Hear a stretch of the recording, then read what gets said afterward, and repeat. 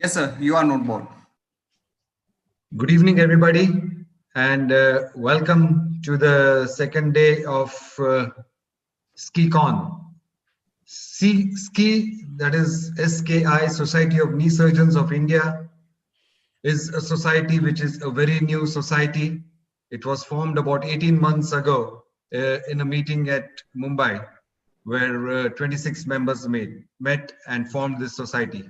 So on behalf of our president, Dr. Ashok Rajgopal, the executive committee, and all founder members of Society of Knee Surgeons of India, I welcome you to the first virtual meeting of Society of Knee Surgeons of India, Skicon, and the theme for this is controversies in knee surgery. As I told you, these are our founder members who met about 18 months ago. Dr. Ashok Rajgopal is our president, Sachin Tapasvi is our secretary, Raju Ishwaran is treasurer, Ashok Sham and Dinsha Pardiwala are our research chairs. The other members are Ashish Sharma, Adarsh Reddy, Alankar Ramteke, Bhushan Sabnis, Clement Joseph, Deepak Goyal, IPS Oberoi, Jacob Verghese, Kanchan Bhattacharya, Mandeep Dillon, Mohit Bhandari from Canada, Mukesh Ladda, Pankaj Walecha, Pushpinder Bajaj, Raja Bhaskar, Sharan Patil, Vijay Bose, Vijay Shetty, Vikas Kanduja from UK, and Vikas Kapoor. So on behalf of all the founder members, once again, a very warm welcome to all our delegates who have joined us from all over India and also from outside India. I also take this opportunity to welcome our international faculty. Yesterday was the first day and we've already met some of them. I once again welcome Amar Ranawat from USA, Andy Williams from UK, Anil Ranawat from USA, David Barrett from UK, David Parker from Australia, Elizabeth Arndt from USA, Michael Kelly from USA, Peter Wadong from Belgium, Ridian Morgan-Jones from UK, Ronald Heverden from Abu Dhabi, Savyasachi Thakkar from USA, Sebastian Lustig from France, Sheetal Parikh from USA, Thorsten Gerke from Germany, and Poker Musal from USA. This is our international faculty, and you will be hearing today Andy Williams, Peter Wardlong, Poker Musal, Sheetal Parikh, amongst others.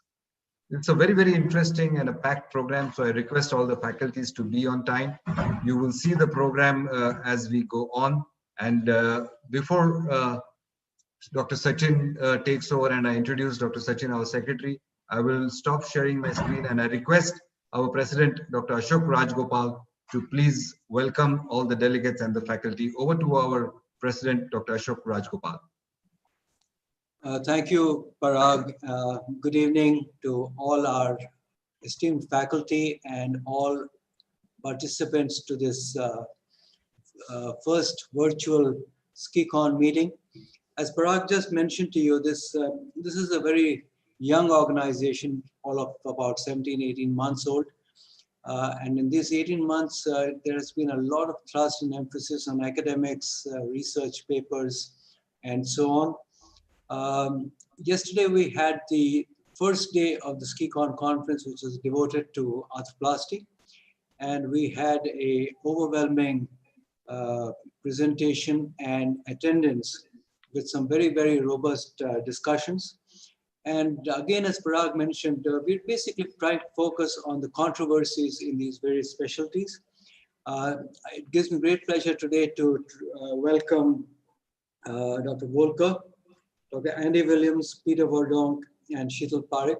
And today's fundamental sort of debate or discussion is around the ACL, the ways why they fail, what you can do to put them back, including trying to prevent the failures. And I'd like to take this opportunity to thank all of our speakers today for the participation, the time they have taken out to contribute. And I'm sure we're going to have an equally robust discussion today. So over to you, Sachin, to take this conference forward. Thank you. So very quickly, I would just wish to introduce our dynamic secretary, Dr. Sachin Tapasvi. Everybody knows him. He has done some great work through Pune knee course and has brought not only Pune but India on the world map through the Pune knee course. Unfortunately, this year it could not be done, but hopefully in April we should be on. He runs a very busy practice in Pune and practices at the orthopedic specialty clinic. He's been an executive member of APKS, ISM, MOA, He also serves on the ISACOS various committees like knee sports preservation and also on the academic committees. He has been the chairman, the newsletter committee of the Asia Pacific Orthopedic Association, and also takes special interest in the APOA. He has great interest in knee arthroscopy, knee sports medicine, and knee preservation surgery. He has got a number of publications to his credit. And the most important introduction for us today is that we are proud to have him as the secretary of the Society of Knee Surgeons of India. So, Dr. Sachin Tapaswi, it's all yours. Today, he's going to anchor the sports medicine program. So, over to Sachin to take us forward. Sachin Tapaswi, please. Thank you so much, Parag, for your kind words, and welcome to all our dear friends from India as well as overseas. I'm going to introduce Professor Dr. Foka Musal, a good friend, and I think we all look up to him for his pioneering work that he's published and researched. A fantastic teacher who serves at the University of Pittsburgh in the US. He's also the current chair of the ISACOS Education Program Committee, as well as the Education Committee on the AOSSM. He's also the editor-in-chief of the KSSTA Journal and has multiple very high index journal publications, which have been really path-breaking for all of us. He has got several awards, the recent most of them being the J.C. Kennedy Award. And over to you, Professor Foka Musal, to speak on why ACLs still fail. And the screen is all yours. Thank you very much. Okay, good morning and good evening to all. Thank you so much for inviting me, Sachin and Parag. It's a big honor. I was in Pune at the knee course 3 years ago now, so it's a little bit easier commute today, but I wish I was there because I'm getting very tired of the COVID pandemic, as all of you are. So I have a short talk on ACL revisions I'm going to give to you. So here are my disclosures. They're not really relevant to this talk. So the failure analysis, the classic teaching, and this is a slide from Freddie Fu, is there's these three areas is where ACLs fail. And it's mostly the surgical error, and unfortunately that is still true today. Of course, trauma to the knee is another area, and then biology is a big question mark. So here's how I see it. And you may all contribute this to biology, but your bone tunnel obviously has sometimes enlargement and cysts in there.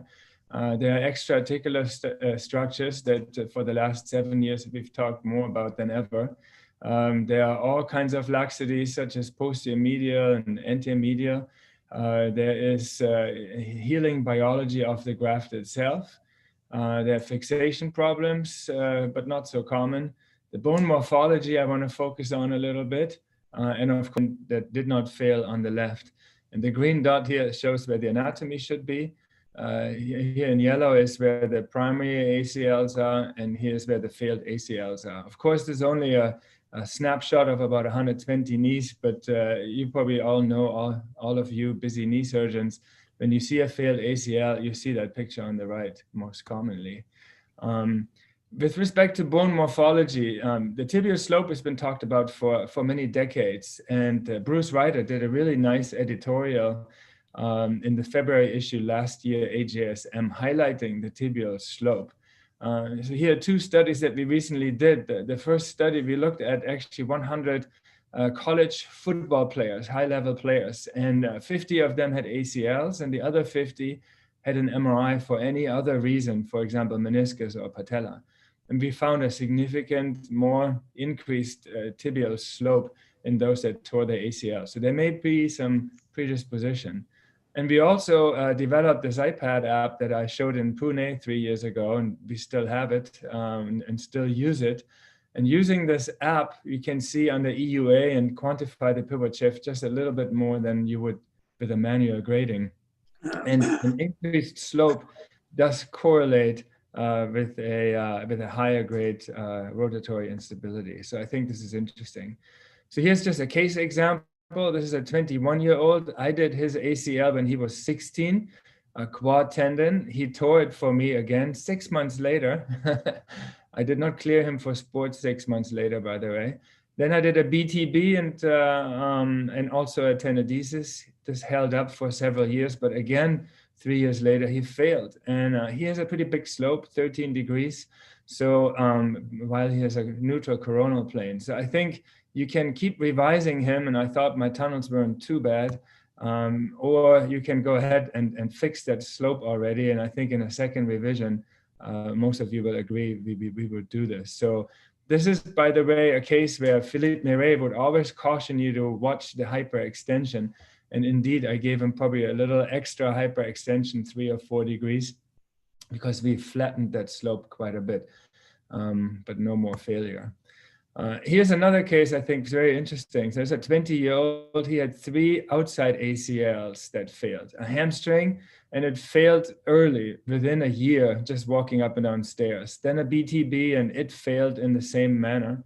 And then they did a contralateral BTB, and again it failed. But they always used the same tunnel. You see on this picture here where my arrow is, that screw is just slightly too anterior. And so he too has a pretty big slope of about 12 degrees. But if you look closely, he also has a little piece of bone in the back here. So you're wondering what this is. Well, this is the avulsed medial root. So this was all missed. So we here used a slightly different technique, opened up the tibial tubercle, and again flattened his slope and gave him a real ACL tunnel where it belongs. And so he's enjoying that for now. Meniscus lesions, very important. Of course, we all know there's low transmission, shock absorption, and so forth, but it's a secondary restraint to the ACL, the posterior horn of the medial meniscus. And so John Sekia, when he was a fellow in Pittsburgh, looked at a bunch of patients that Chris Hanna and Freddie Fu have done, and the ACL together with a meniscus transplant was found beneficial in a properly selected group of patients. And I use this quite a lot because the scenario which is seen on this MRI where the posterior lateral meniscus is gone or the posterior medial is quite common. And so I think a biologic resurfacing there is a good idea. Next, I wanted to show you a quick case, sorry. This is a 38-year-old, and she had a failed BTB ACL reconstruction medial meniscectomy, grade 3 pivot instability, grade 3 Lahmann. You can see there's some medial joint space changes. They're early, but you can see it. There's sclerosis, slight narrowing. There's a symmetric 2-degree varus. And symmetric, I usually don't touch unless it's really big. And then there's a vertical and deficient ACL graft, medial meniscus deficiency. So I think this patient, when you do a meniscus, a revision ACL, I think doing a meniscus transplant at the same time is probably a good idea if you can, because again, it's the secondary restraint that we're looking for. The lateral capsule, anterolateral complex has been talked about quite a bit. These dissections here be published in KSSTA and also in OJSM. Emma Herbst from Germany did these really nice dissections, many dozens of them. So the layers on the lateral side really work synergistically to prevent tibial internal rotation. And you really have to know that they are Kaplan fibers. They're very important. The capsule osseous layer of the IT band and the supracondylar region is then linked to the anterolateral aspect. So if you look at the picture on the left and right here down there, this thick line, that's not an ALL, it's just simply the posterior part of the IT band. So if you fold it around, then it may look like this. Or you can also do this haircut. So this is the anterolateral capsule. And then if you snip around it, like is shown on Bumedi videos, then you can also find that ALL. So in my opinion, more dissection than anything. But the IT band, superficial and deep, are the most important. And I think many have shown this, for example, Andy as well, on the lateral side. And here's a study that we did, just basically a tensile study. And the red line there is the IT band. The orange is the capsule, the anterolateral capsule. So the IT band is double as strong and much stiffer than the anterolateral capsule. So I think it's very important to know. There was a consensus meeting we had about, I think 2 years ago now, where it was agreed on a few of the 15 items that we discussed, but not on many, because you can imagine it was just too contested. It was agreed that the ALL is in layer 3, but I don't think people really believe that, although we agreed on that. The IT band, most important, I think everybody agrees on that. The Skicon fracture has co-layers with the IT band, ALC, and biceps. And when you do a lat, there is a potential to over tighten. I think most modern techniques will avoid this, because Andy and Andrew Amos have shown us that we shouldn't use too much tension and put it in an isometric point, more proximal and deep to the LCL. And there's currently no evidence that lat leads to an accelerated progression. So we do use lat more and more. I just did a study with Al Getgood together that we'll publish probably next year, where we looked at the trends over time utilizing lateral tenodesis, and we do see an increase. So here's some of my indications. I probably use it. I used to say in 10, 15% of the cases. Now that I did the study, I guess more in 30% of the cases. But revision ACLs, high grade shift, maybe in generalized laxity, and general vicovadum. And then the stability study, which I talk about in a second, also in young patients returning to pivoting activities. So here's a study that we just recently published in AJSM, I think was interesting. And the focus here is, do we, quote unquote, over constrain? So we did ACLs, half with, half without lat, and then intraoperatively used our iPad app. You can see this on the picture there. And we showed that we really didn't over constrain it, but it really also didn't make a big difference using the lat or not. And then we did a more sophisticated study. This is an RCT. Yes, the group is just 20 patients, so it's small, but yet they all have in vivo kinematics, so that's not easy to come by. So we had let these patients run downhill on a treadmill at 6 and 12 months after ACL or ACL and lat.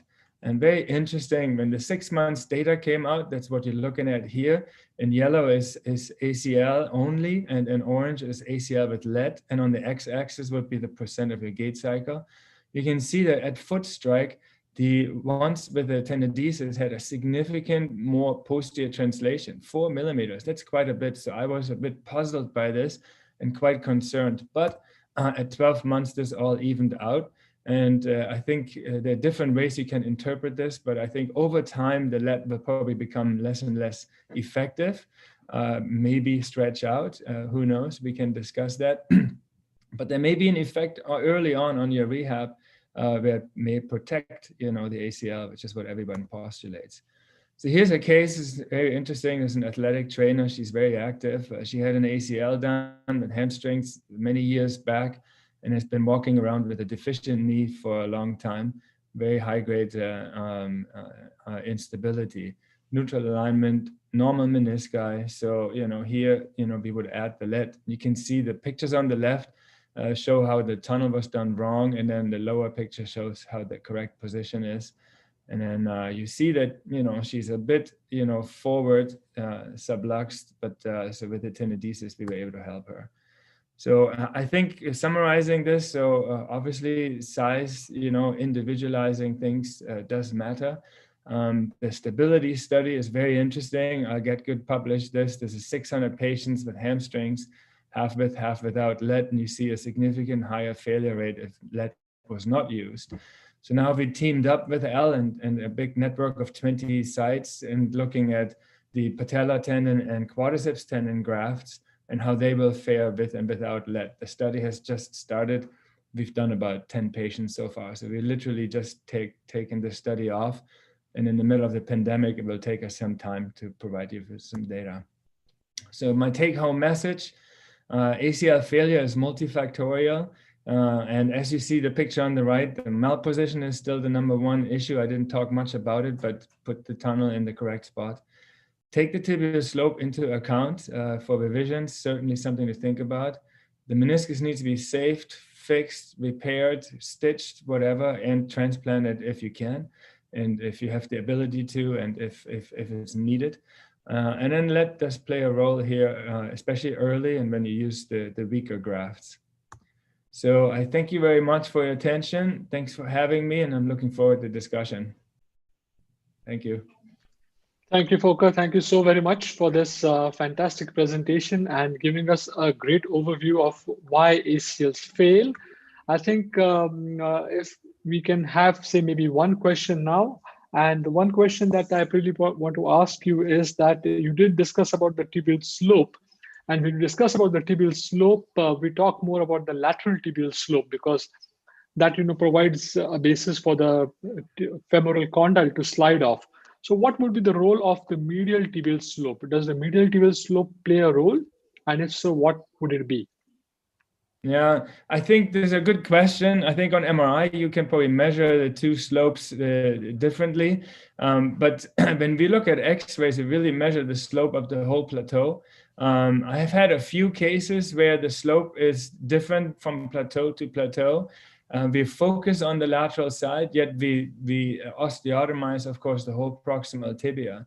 I think the cutoff values that have been used is about 12 degrees, after which you may want to consider reducing the slope. And obviously, it's the lateral side where the femur kind of rolls off the posterior tibia, so you got to be careful with that. Perfect, perfect. I'm just going to hold on the discussion for a moment, and it gives me great pleasure to introduce our next speaker, none other than Professor Andy Williams, who is so well known to all of us in India. As we all know, he's the go-to sports surgeon for many, many, many professional sportsmen, whether it be soccer or whether it is cricket, whether it is kite surfing, you name it, and they've all seen Andy, and he fixes them and they come back completely normal.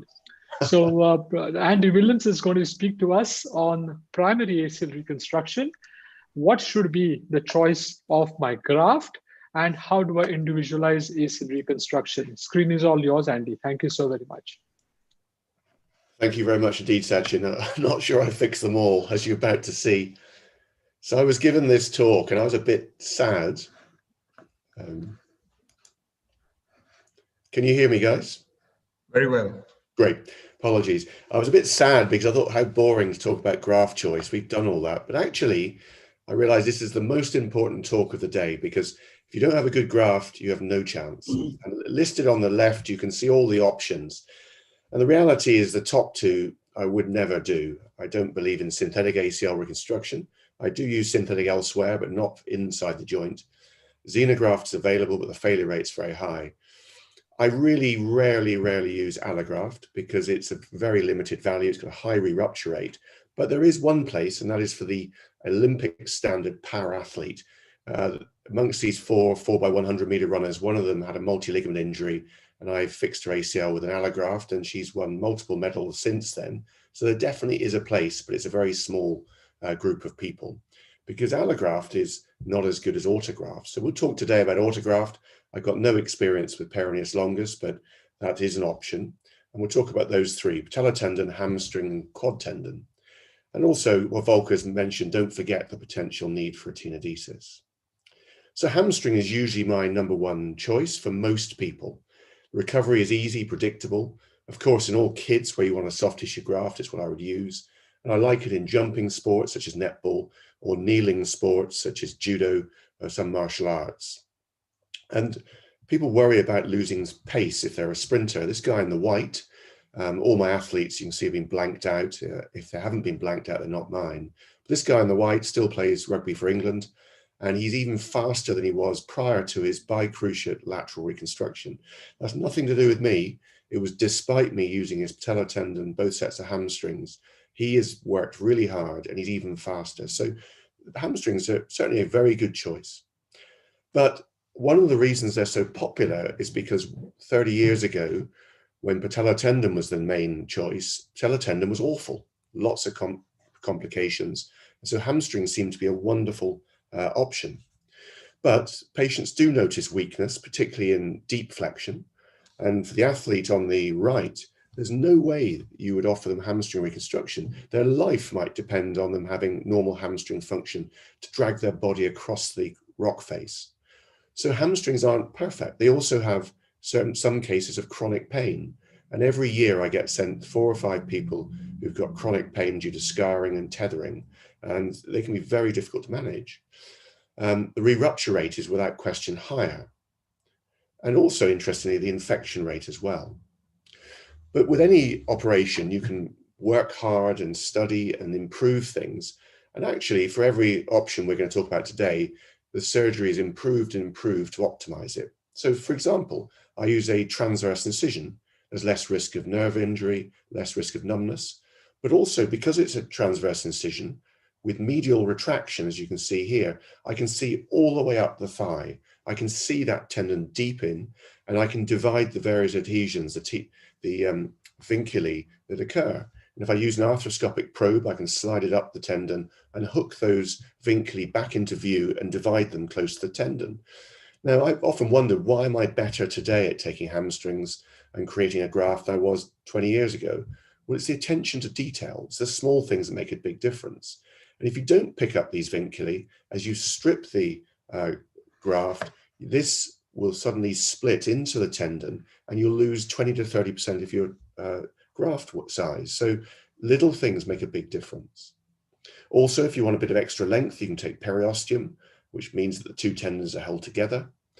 And nowadays, routinely, I create a tripled graft, 6-strand graft. I never use 4-strand.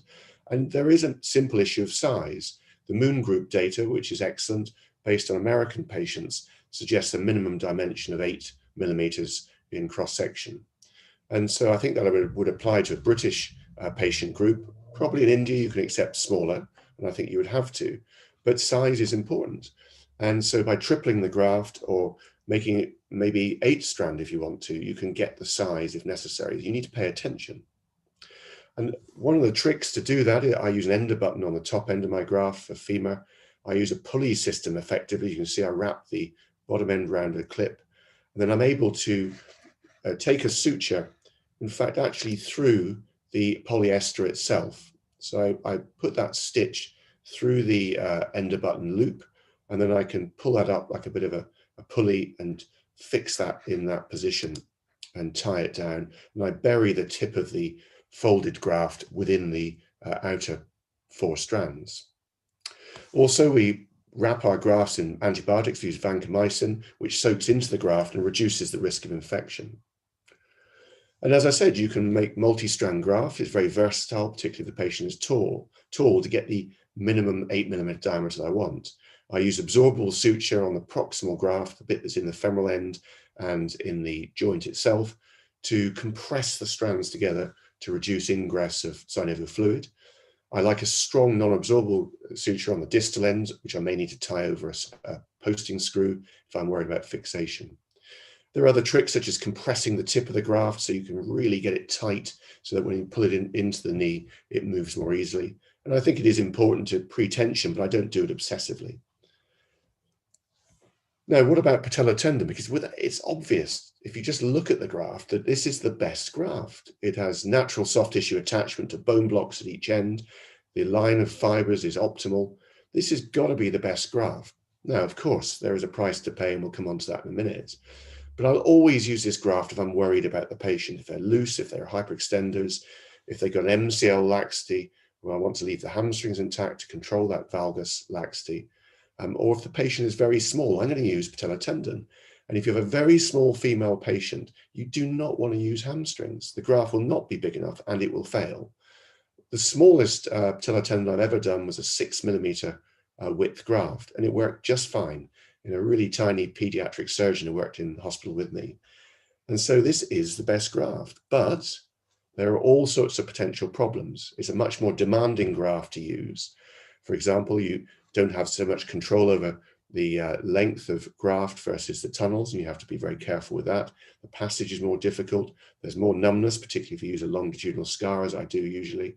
They get definitely more pain post-operatively. There's more common trouble with failing to get straight.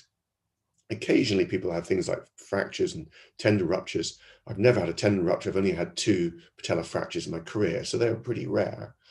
And possibly some authors would suggest an increased risk of osteoarthritis. But this is very much the picture of old patellar tendon ACL surgery, the stuff I was brought up on in the late 80s, early 90s. And with greatly improved technique, this is much better. And I'll show you my technique here. I usually use a longitudinal incision because I deal with athletes and I can't afford to get a bad graft. I identify the apex of the patella, and then I carefully split the patellar tendon sheath. And I separate that from the tendon. It's often stuck to the tendon, as you'll see here in an athlete with adhesions. Normal people don't get tendinopathy like this. And if there is patellar tendonitis, I'm still happy to use the graft because I reverse it and put the disease in the tibia. I measure the dimension, and many of my athletes have a 40 or even a 45 millimeter diameter, a width rather, tendon. I make a freehand split in the central tendon, as you can see. And I'm aiming in the big guys for a 12 millimeter soft tissue component. But obviously, I don't want to take it more than 30% of the tendon. And so smaller patients will be significantly less.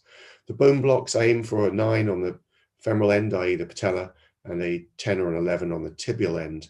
And I identify the insertion point of the tendon, make a mark, and I want a 25 millimeter bone block. I pre-drill it with a 2 millimeter drill in 2 places to take the suture later on.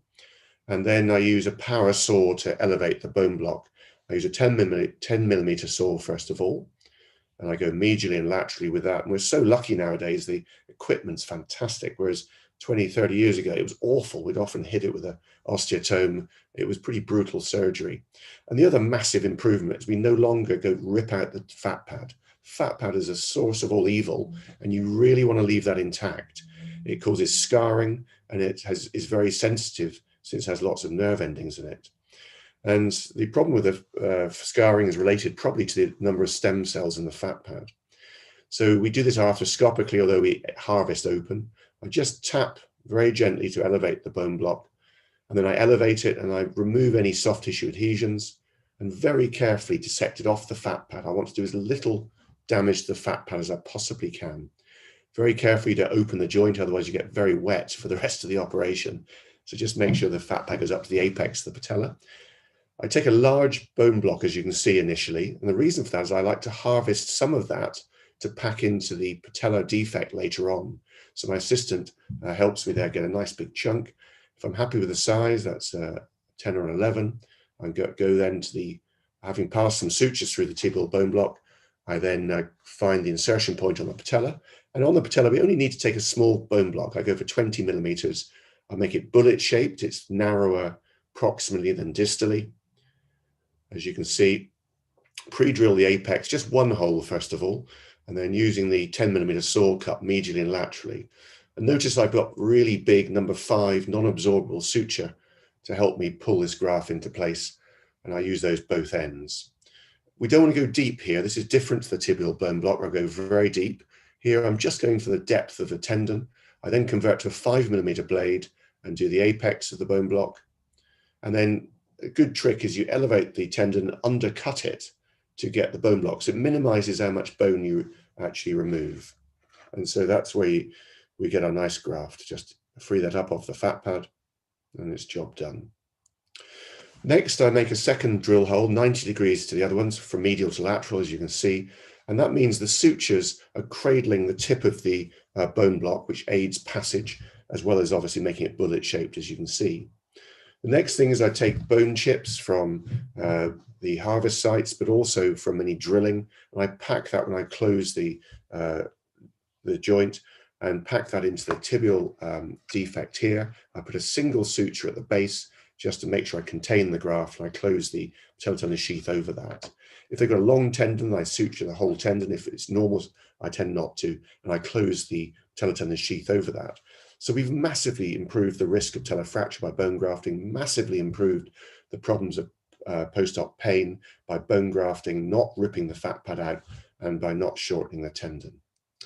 And then to make sure you get the right length tibial tunnel, which you can control with the angle of drilling, I do this calculation. So first of all, the femoral bone block is 20 millimeters. I usually drill 23 so that if there's any bone chips jamming, I can still pull the graft in. And then I measure the red line from the base of the femoral bone block all the way to the base of the tibial bone block. And that graft is in the joint and in the tibial tunnel. So for the average person, They're 20 to 25 millimeters length in the joint. If they're big, I'll do 25. If they're smaller, 20. So your guys will probably be more like 20. And then I can easily calculate this by taking the yellow line off the red line. And we now know our tibial tunnel length. And our matchup of length usually is very good. What about the other option of quadriceps tendon? Well, this is the new kid on the block, lots of excitement. And my experience is true. It seems to be as good as patellar tendon, but without the problems. But I'm talking about a very small number of cases I've done. I've yet to have a re-rupture, and I've not yet perhaps met the problems. But I've certainly found the wound is cosmetic, as you'll see. There's less numbness because of that. They recover quickly. The graft feels strong, it's sizable, and you've got a bone block, which if you want to use, you don't have to, but I like using bone blocks for fixation. And you certainly seem to have less quads weakness and less anterior knee pain long term. But beware, this is a new thing, we need to study it. So here's my technique. I make a transverse incision. This is Christian Fink's technique as popularized by Storz. I incise through the prepatellar bursa. I open the soft tissue right on top of the quad tendon. We're at the upper border of the patella here. And then I dissect open a cavity on the anterior portion of the tendon. Just open it up to help vision. And I slide a retractor down that cavity, as you can see, and the knee is at 90 degrees, so there's good tension on the quad. And you can see the arthroscopic view. I often put an arthroscope in. I next use a double-bladed knife to create the width of the graft I want, and there are various sizes. Very important, you slide right up against the vastus medialis, right up against the muscle, and you aim laterally because the tendon doesn't go straight up, it goes up to an angle. I check the depth I want, and I go up and down a few times to make sure I'm down to the depth of 6 millimeters that the blades cut to. If you go up against the muscle, you'll hit the center of the patella, and therefore your patellar fracture risk is low. And there's the arthroscopic view. We've got our train track right up to the rectus femoris muscle up here. So I've got the whole length of tendon that I want right up against vastus medialis, as I said. I then extend the knee to relax the tendon a bit. And I must emphasize, I'm not taking a full thickness graft. We're taking, say, the anterior 2/3 of the tendon. And I now use a separator.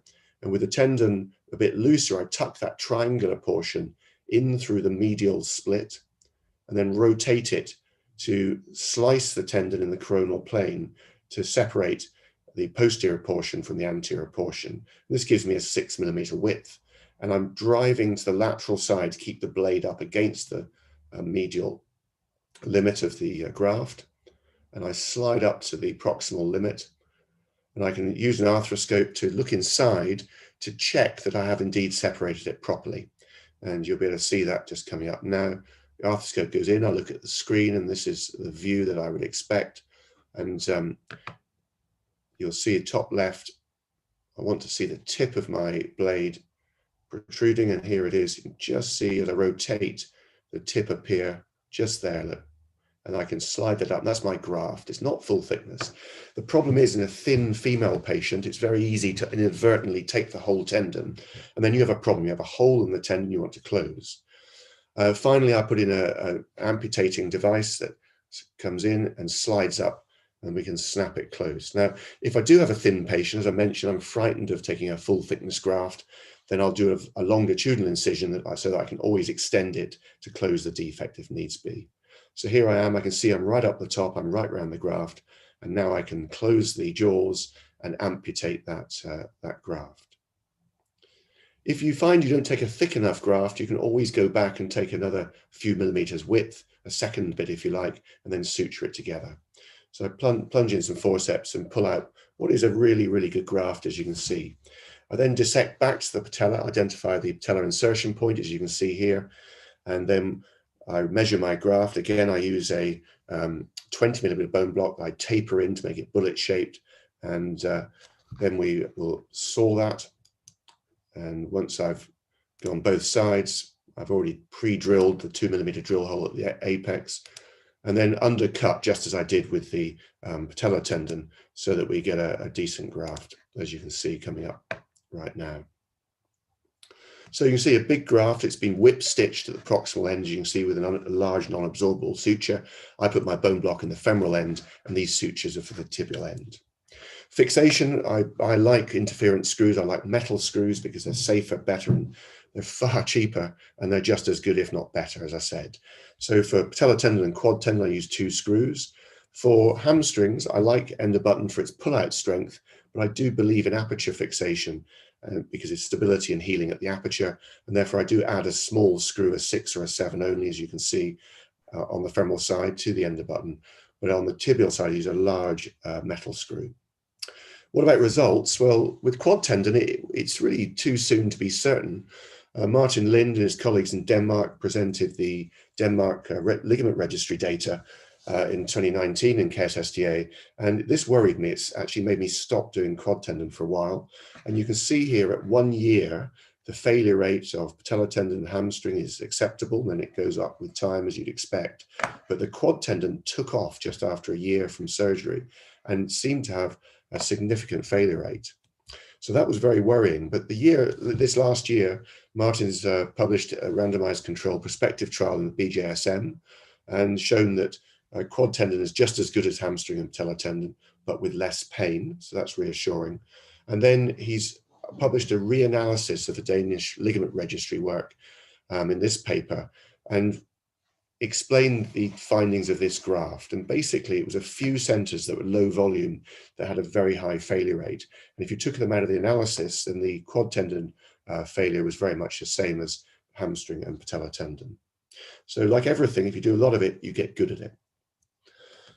What about results of hamstrings and patellar tendon? Because there's a lot written on that, and I'll help you. You don't have to bother to go out and do a literature search like I've done previously. Basically, hamstrings do have a higher re-rupture rate, and that's data from big registries in Scandinavia and also the Kaiser Permanente database in the States and the Moon Group. Otherwise, if you just look at outcome, there's very little to choose. But the problem is these studies are of normal patients, the general public. If you look at elite athletes, they will test your decision-making, your surgery, and you may find differences. So let's look at the data I've had the privilege of studying during lockdown. I sat on my backside for 10 hours a day to the extent I pulled semimembranosus off my hip when I went for a run. And what do we find? Well, we've got a database of over 450 consecutive ACLs in elite athletes. And you can see the failure rates here with patellar tendon winning 6.8% in football, 6.2% in rugby in this series, hamstrings significantly higher in both sports. If you add in tenodesis, this is interesting. This is a different study, so different patient group, hence the different percentages. But you can see we had about just over 10% failure rate in football overall with both hamstrings and patellar tendon, and in rugby just under 10%. But with the tenodesis added, the rate dramatically fell. And the standout stat is that in professional football, which for me is the toughest sport to get people back and stay back, with patellar tendon plus the tenodesis, my re-rupture rate in professionals is 2.2%. So I've learned, and I've slowly learned my lessons over the years to get down to what I think is the best graft. And it's really made a big difference. So the question is, how do you choose? Well, you're going to choose a graft to avoid problems, to reduce re-rupture rates, and be sports specific. So if Joe Publica comes to see me, maybe wanting to get back to work in 2 Mondays' time, I'm going to use a graft that they tolerate well, and that's probably a hamstring. If they've got MCL laxity, then I'm worried about that. I'll probably use opposite side hamstring or a quad tendon or maybe a patellar tendon. Re-rupture rates aren't so important for the general public. My hamstring re-rupture rate in Joe Public is 2%. So it's not such a big deal. But in a pro athlete, it's much higher, and we need to choose the right graft. A re-rupture is a disaster for a professional athlete. It can finish their career because they miss a second season. And then sports specific, well, you need hamstrings to climb and dance, as we showed earlier on. And so maybe quad tendon or patellar tendon is better for those guys. Dancers need to kneel, so that's why I would go for quad tendon. And so this is what I do. I use hamstrings in all of my skeletally immature and most of my all-comers, if you like. I still use it in rugby, and I use it in jumping sport because I want to preserve the extensor mechanism. Patellar tendon I use in those I'm worried about, basically. Professional football or high-level football, anyone that lacks MCL, small patients because it gives you the best graft, and those who hyperextend. And I think the ideal patients for quad tendon are dancers, as I said, and also judo fighters who have to kneel and use their hamstrings to get up. So that's all I have for you. But very importantly, You must look at my disclosures because I'm a founder and a shareholder in this company that make those metal screws that you saw earlier on. So I do have a bias. Thank you very much indeed. Thank you, Andy, for that brilliant talk. And oh, we're still not done, is it? I just wanted to get off. Okay. Sorry. Yeah. Okay. Thank you, Andy, for that brilliant talk and clarifying a lot of concepts. We'll kindly ask you to unshare your screen so that I can get Voker involved in a bit of discussion as well. So while we start, I think one of the first questions that I have is that a lot of your professional sportsmen would have at some stage maybe some patellar or trochlear condyle lesions. Are you scared to harvest your BTB graft in those particular patients? Mainly because BTB probably has this so-called anterior knee pain risk. Yeah, I'm not frightened about it because I think the incidence of anterior knee pain now is so much lower. And the key really, which we've not had a chance to speak about, is the rehab. And so that you must get full active and passive extension as soon as possible. And the reality is that because it is the best graft, I won't compromise the quality of graft for some patellofemoral wear, which is quite common in running athletes, particularly rugby and football. So simple answer is no. And I'm also not frightened of patellotendinosis because with that, the patient's delighted because you cure their patellotendinitis, you excise the portion of diseased tendon, and then simply reverse the graft so that the tibial tuberosity end goes into the femur. You have healthy tendon all the way down into the tibial tunnel, and your diseased tendon is hidden in the tibial tunnel. So no, I choose the best graft for for that person really. Another question to both you and Foker, I think, if I may ask, I think, the Pittsburgh group did publish on individualized ACL reconstruction where they, really emphasized that you should be measuring the tibial footprint preoperatively, either on MR scans or intraoperatively, and then go ahead and, harvest your graft to the exact dimension. So in both of your practices, Andy and Voker, would you still preoperatively measure, then decide upon the dimension of the graft, or would you just go by gut feeling and take whatever comes out? I'll get Foker to answer that question first, and then I'll get a comment from you, Andy, please. No, I think this is great. I like your point. And Andy, when you said that you took a 6mm patella tendon once, I think this is a great concept. Why would you put a huge graft in a tiny notch? You get it impinged, and if you malposition it on top of it, you're in real trouble. So I would measure every notch prior to surgery. And in the Stability 2 study, we will provide all the data because I make all the investigators do the same. And the reason we like quadriceps tendon is similar to what Andy said, but if you think about quad tendon, you can really individualize it very well because you can take the partial thickness that Andy just showed, you can take full thickness, you can put a bone on it or no bone. It's really nice this way. And just want to also briefly state, just so in case you're wondering, when Martin Lind's data came out, it made absolutely no change to my practice. I did not believe the data from the very beginning, and it turned out to be wrong. And I think you shouldn't really publish it like this. Now, the second study that he published explaining that there is one center that has all the failures, well, then put that in the beginning. So just want to make that point. But this is great. So, Andy, would you measure the footprint either on MRs or by putting an arthroscopic ruler and then harvest your graft, or just happy to go with your gut feeling? I don't, but I think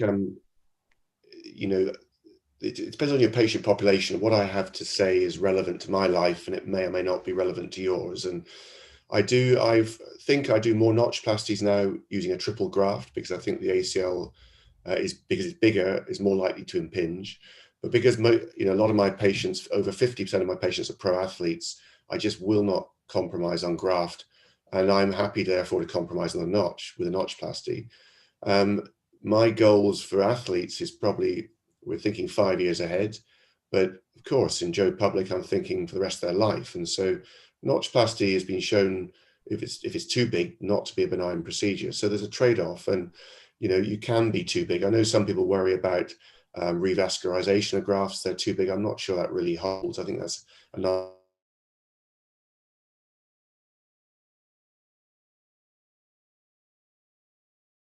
As Volker said, but of course, so many of my patients need a big graft to withstand forces, and so I'm very happy to use a big graft. It's rare for me to have a big mismatch. Andy, the screws that you use for your bone tendon bone and for your hamstrings, are they the same, or using different screw configuration for a soft tissue fixation and a bone fixation? No, the thread is soft, and so it's okay. It's an identical screw for soft tissue and hard tissue. So the concept really is, with bone, you don't have to worry too much about the size of the screw because the fix is so good. With the hamstrings and the tibia is the weak link really, and so you want to get in as big a screw as you possibly can. So the tip is designed to allow easy entry. A question for both Fokker and Andy, both of you. I mean, Fokker's written a lot about, your group has written a lot about the use of the quad tendon graft and how you should be using it. Andy, you've been following the so-called Christian Fink type of philosophy. So Christian does use rectangular tunnels. I've seen you drill circular tunnels. Fokker, are you using rectangular tunnels? Are you using circular tunnels? And do either of you feel it makes a difference? If Peter Verdonk would like to add a comment on the same, if he does quad tendon, we'll be more than happy. Yeah, I think it's a nice concept, and he showed this really well, and he did a biomechanical study that showed that the rectangular tunnels are better. I drill circular tunnels. Of course, the graft, if you will, is not circular. It's more rectangular. In the end, it fits in the tunnel. So I usually go for a 9 tunnel. That's sort of the average. And then you have obviously really large and really small ACLs, in which case I go up or down. But circular tunnels are good. Andy, circular, rectangular? Yes, I drill circular, and of course they're not circular, they're oval, because the oval, yeah. drill hits the side. So there's a lot of intellectual masturbation about this topic, as you probably understand, but the graft is, if you want to use the ribbon word, the graft is a ribbon. And so if you use an oval tunnel and place the bone block won't change shape, but you just need to be mindful of when you put the screw in, whether you spin it. And it's a technique I use in revisions. If you've got a big tunnel, maybe 2 tunnels that coalesced, I'll put the graft where I want, and I'll use a large metal screw to hold it in that place. But it's, as Volker said, I think the ribbon idea is probably quite a nice idea. Peter, any do you have any experience by using quad tendon in your practice? Yeah, I use them essentially in revision cases, females, and in MCL lax patients. And I do like them, and I drill circular tunnels or oval tunnels. Oval tunnels. And do you use full thickness or partial thickness? Partial thickness, preferably. Preferably. We have a couple of questions on the chat box. Andy, what graft do you prefer with cricketers? Because I think a lot of people would be pretty keen to understand the answer to that question. So what's your choice for that? You've treated a lot of elite cricketers. Yeah, so I like using hamstrings for them. Obviously, the batsmen are often loading the inflection. The fast bowlers the same as well. So it's a hamstring, I think, is perfect for them. Would you add an LET for that? Just like how you would do for your soccer players? If I'm worried, of course I do. And so my practice is, very much elite sports. So 3/4 of my patients get an LET. And within the sporting bunch is more like 90%. Another quick question to both Andy, Fokker, and Peter is that in those surgical cases where you do add an LET procedure, we still don't have the answer as to how much tension should you pull when you're doing the tenodesis. So would either 3 of you, or rather all 3 of you, give us a useful tip as to what sort of knee flexion angle and what sort of tension do you put on your ATB-based distal strip to do a tenodesis? Yeah, we are. So I have a great tip. Yeah, perfect. Go ahead. You sure? Okay. Andy? Yeah. So we had a look in the lab with Andreas and can answer all of those questions. So first thing is you can over-constrain. But when people talk about over-constraint, they rarely say what they mean. If they mean you increase contact pressures, that's a bad thing. If they mean that you create a fixed external rotation contracture, that's a bad thing, like shoulder surgery. But if they mean you lose maybe a couple degrees of terminal internal rotation, I'm not sure that's a bad thing. But we did show that if you put the tibia into excessive external rotation, and you couldn't bring it into the internal rotational arc, you did increase contact pressures in patellofemoral, medial, and lateral tibiofemoral compartments. So we found that it didn't matter what angle you fixed the tenodesis at, as long as you took the graft deep to the LCL, and as long as you fixed it at the Lemaire, Krakow, or Macintosh point. And the key thing is you take the tension out of it, like an MPFL, and don't pull harder. You just have a taut graft, but not over tight. And you make sure the tibia is in that natural position of external rotation of about 10 degrees. You don't force it out into an abnormal position. So I think we have answered that. The problem we've got is that the lab is time zero, and as Volker's beautifully shown, healing and stretching out occur. So we're a little bit lost with that regard. Yeah. Volker, so I have an additional advice. So I follow Andy's and Andrew Amos' advice here. So a little tension is good, right? So 20 newtons, I would advise you go to the lab, put a scale on and see what that feels like. It's not much, it's half a gallon of milk, right?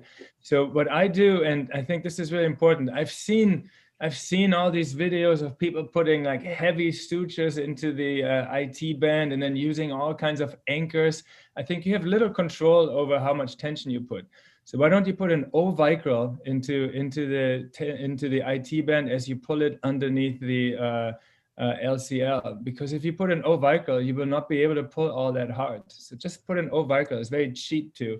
And then I use a little staple at 60 degrees, and I have my assistant pull as much tension as it needs to not make the suture look slack, which is very little. So those are my advice. And the foot is rotated neutral or in 10 degrees ER? Neutral. Neutral rotation, 60 degrees of flexion, just based on the research that we've done in the lab. But, Peter, your comment on the same. Such a neutral means 10 degrees external rotation. Okay. I think again, people don't say that. They just say, oh, it's in neutral. You don't know what that means. Yeah.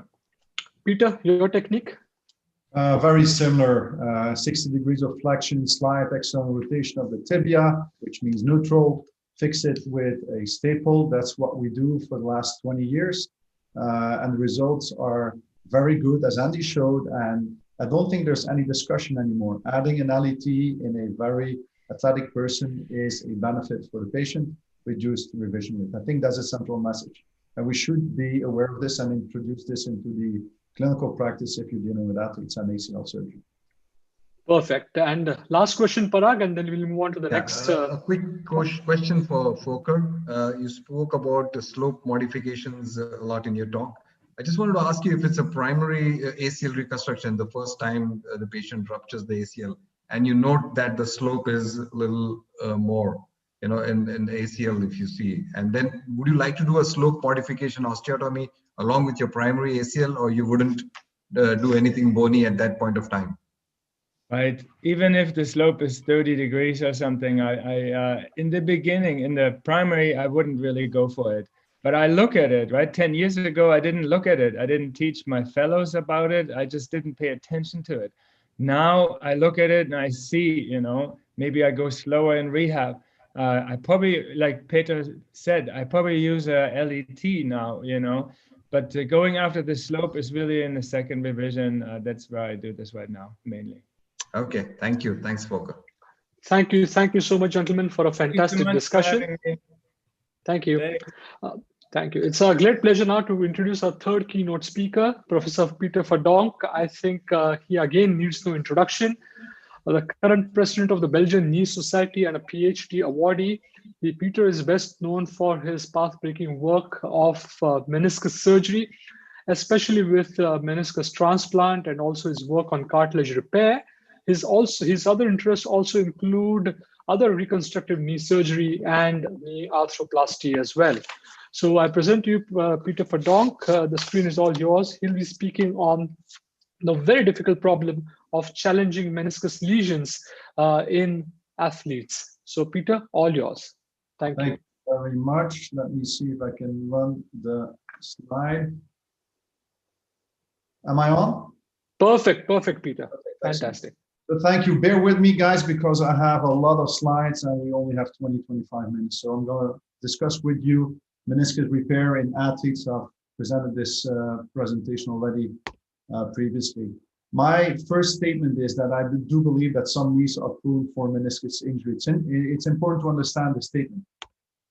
So in order to be successful in this meniscus surgery, we have to make that patient stronger than the original, because if he's good as before, that means that he's going to tear his meniscus. Again, it's very important to understand that. If it's torn during playing sports, then most likely, if you repair it, which is generally weaker, it's going to tear again if that patient is going to go back to sports.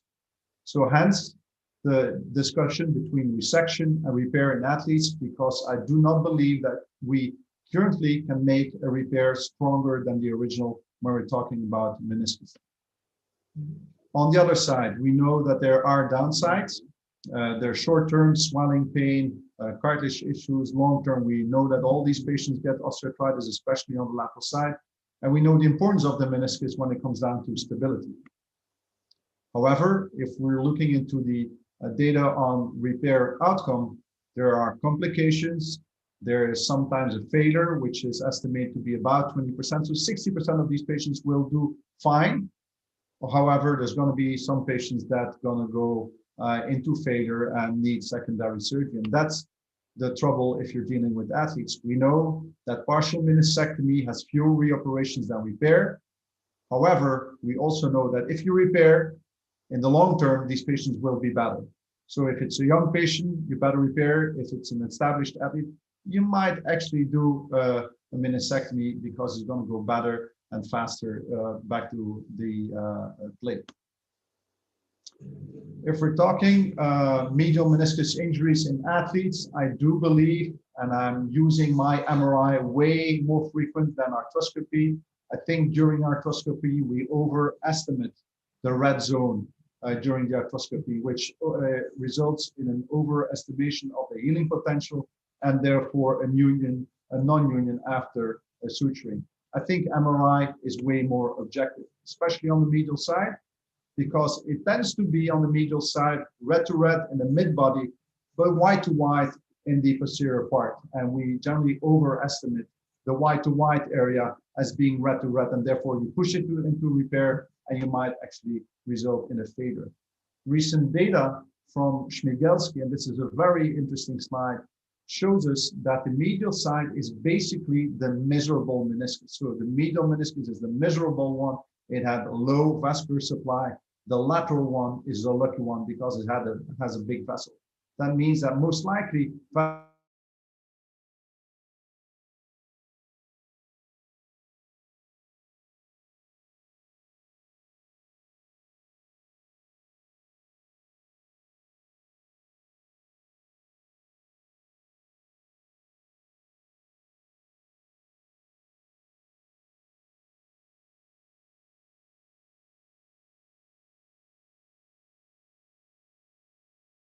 means that every lesion that I can observe through a trans-notch in mature athletes, especially in the long term, in the short term. Ramp lesions, we know the importance of the ramp. We know it is associated with ACL injuries. We have now discovered that it's quite important and is quite frequently present in ACL injuries. We know that it has a very important stabilizing function in the ACL injured knee, especially AP, but we also know that it has some rotational stability in the ACL injured knee. Therefore, repairing it makes sense, but also adding an LET or an ALL makes sense in these patients, as we discussed previously with Andy Stock and Volker Stock. I think if I see a ramp lesion, I will definitely also add an LET to my ACL repair in these patients. MRI, I do believe that you see these lesions if you have a good quality MRI. So note the tear at the interface of the meniscocapsular area in this case. Note the subtle bone marrow edema at the medial tibial plateau. Sometimes it's a little bit more in the body of the meniscus. This is basically red, maybe white already, but you will still definitely see it through the notch. And as they are often peripheral, they can be missed if you just do a routine arthroscopic evaluation using the AM and the AL port. The undersurface is most visible. However, if you use the upper surface or you want to watch, look for the upper surface, you might miss the ramp lesion. And that's why there is a very important thing to perform an arthroscopy and to perform the arthroscopy at a trans-notch view on the medial side to evaluate the ramp. You cannot evaluate the ramp or the extent of the ramp lesion through doing a routine arthroscopic AM and AL port. How to repair it? We've been working hard on this to repair. There's not such thing as the perfect repair. You still need specific tools. And I think with the MVP Spectrum, we're there. This is a posteromedial portal. The needle, I use it as a guide, and I will introduce it low and parallel to the meniscus, as you can see here. For my PCLs, the needle will be high. For my ramp lesions, the needle will be low. I introduce an 11 blade. There's the meniscus, there's a tear, there's a capsula, and the needle will serve as a guide to my knife. Again, notice the low entrance of the blade. There's a capsula, large tear gapping the meniscus supposed to be here. And this is the spectrum that we use. It's a very elegant instrument. It's two-barreled. It has the needle and it has this eyelet, which with a suture pusher. And basically, just a posteromedial approach. When you open the needle, there's a loop coming out. You're gonna first insert the needle, and I use this from the top to below. I perforate the meniscus, I perforate the lesion, and I perforate the capsula. I open the eyelet and I introduce my suture, and then I can just take my suture out and do the surgery. There's the suture, and you can now use this as a very easy suture with a simple knot. This is the arthroscopic view. Introduce the needle, perforate it on the other side of the capsula, come out, open up the needle with the loop, and then you're gonna basically introduce the suture as a single-handed executed surgery. Very easy. You pick up the suture and then you pull it back, and there you have a single suture. I use absorbable 0 or 1 suture. All you now need to do is tie the knot, and you have a very nice closure of that ramp lesion in the back of the knee.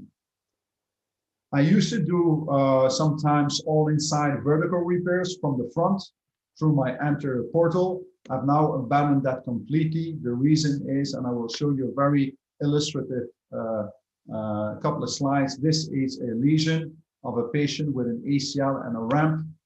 This is the video of the lesion back in 2019. You see the lesion here in the back. It's like a partial ramp.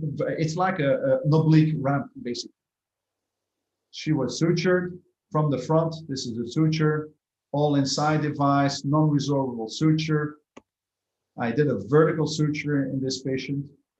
It looked very nice. I didn't over tighten the suture, but basically what happened, she came back 1 year after she started running. This is about 9 to 10 months after the surgery. And what you see now is that she fully blown the medial meniscus. The meniscus is now in 2 bits and pieces because of the cheese wiring effect of that suture, as you can see here. So that's a very important lesson. This is the vertical tear, radial tear, full radial tear of that medial meniscus because of the cheese wire effect. So I've abandoned this in ramps, especially because I do believe that you're going to have a cheese wire effect. Suturing from the back is more appropriate and safer. Another typical lesion in athletes, this is a younger athlete, very often when they're doing sports inflection, is a 15-year-old boy coming in with a medial degenerative lesion, as you can see here. I'm going to play the video. This is that medial meniscus. Watch the open physes. Look how gray that medial meniscus is. It's a massacre. As you can see here, big medial meniscus horn. Very often they have some kind of hypertrophy of that medial meniscus. It's a little bit too big, therefore most likely prone for hyperpression, especially in flexion sports. you can see that that medial meniscus is completely degenerative. These meniscus, of course, need suturing. You're going to do an all inside suture using a number, or sorry, all inside. You're going to use inside out sutures with a number of sutures to make that meniscus heal. Therefore, you need to be comfortable with the approaches. Posterolateral and posteromedial approaches are essential to be successful in this type of surgery. So you really need to be comfortable with this. If you're dealing with young patients, you need the inside-out sutures and you need the posteromedial and posterolateral approach. There's discussion on the addition of fibrin cloth. This is originally described by Henning. It's cheap, but it's very hard to deliver. And I'm not a real big fan in using this. However, sometimes I do believe that they have some benefit in these very degenerative but very young patients. Platelet-rich plasma is basically neutral. If you look into the literature, there's no real convincing evidence that this is better than the blood clot or any other approach, but I do believe that we need additional tools and additional biology to improve the outcome of these tears. There's some work, especially by Thomas Piontek, on the wrapping using a collagen membrane across a degenerative tear. Most of his patients are a little bit older when he performs this type of surgery, but it does show promising clinical results. However, it's too early to tell, and I think more of us need to do the surgery and start comparing results. Lateral meniscus repair indications, so we're moving from the medial ones to the lateral ones. Definitely, I'm less selective, meaning that I will do more repairs. I'm going to be way more aggressive in my repair, because a lateral meniscectomy shortens the career of an athlete, any athlete. And this is data from Rob Brophy, but also my personal experience. My definite indications are full radial tears, hypermobile posterior horns, lateral cysts, I will do those open, and of course, again, young athletes. You can see a very nice image of a full radial tear with some bone marrow edema. There's a tear. And basically, my experience is that in a number of patients, the original MRI underestimates the extent of the lesion. And sometimes that ends up in a conservative initial treatment, and they show up in your office after another event or a third event, and then basically you have a full-blown tear. So I'm going to be more aggressive, even if it's a small tear in these patients. I might do a stabilizing surgery. Lateral meniscus tears, if it's full radial, I will do a so-called hashtag repair. You need specific tools, specific zone, specific instruments and cannulas. This is that full tear in a soccer player. As you can see here, also here, very extensive lesion on the lateral meniscus. Basically, if you run through the AP sequence in the coronal images, you will see that here the meniscus is normal. Then it's just one slice of the MRI that shows a full-blown, full radial tear, and then the next slice is again normal. So these, if they're a little bit smaller, can be completely missed on the MRI. So be aware, never trust the report of the radiologist. Listen to the patient, listen to the story, and do your personal clinical exam in these athletes. This is the MRI, full-blown radial tear on the lateral meniscus. This is a hashtag. It's basically a little bit extensive hashtag, but you see two vertical sutures and then two horizontal sutures across the meniscus. This is partially resolvable suture material, and this is a full resolvable tear, suture. This is the same image in extension. You can see nice approximation of the two pieces, independent pieces of that lateral meniscus, even in full extension. And this is the number of sutures across that meniscus. Therefore, this is called a hashtag because of the two vertical ones and then two horizontal ones crossing. It's basically very similar to the Allen Mason modified stitch. Always end your repairs with a microfracture in the notch of the knee. I do believe that the bone marrow elements will have benefit, and they're very cheap in these extended repair indications. Something that I learned over the years dealing with athletes is crack propagation, especially on the lateral side. Most of these lesions, when they come to you in your office, if you listen very carefully, these insults on the lateral meniscus never happen at once. very often there's a number of events, 1 event, 2 events, third event. And then at the third event, the whole meniscus is in bits and pieces, and surgery becomes very complex. I do believe that even in the tiniest radial tear on the lateral meniscus, typically between the body and the anterior horn, that's where it happens, and very often they're underestimated and they're not treated aggressively enough in the initial setting. And this is a typical image. This is a professional soccer player coming in with a catastrophic lateral meniscus horn, mid-body, complex tear, both radial and horizontal tear in this area, as you can see here, and here, and here. So this is a typical patient, very often with a small tear on one of these slices. During the surgery, in this case, there was very little to do except partial meniscectomy.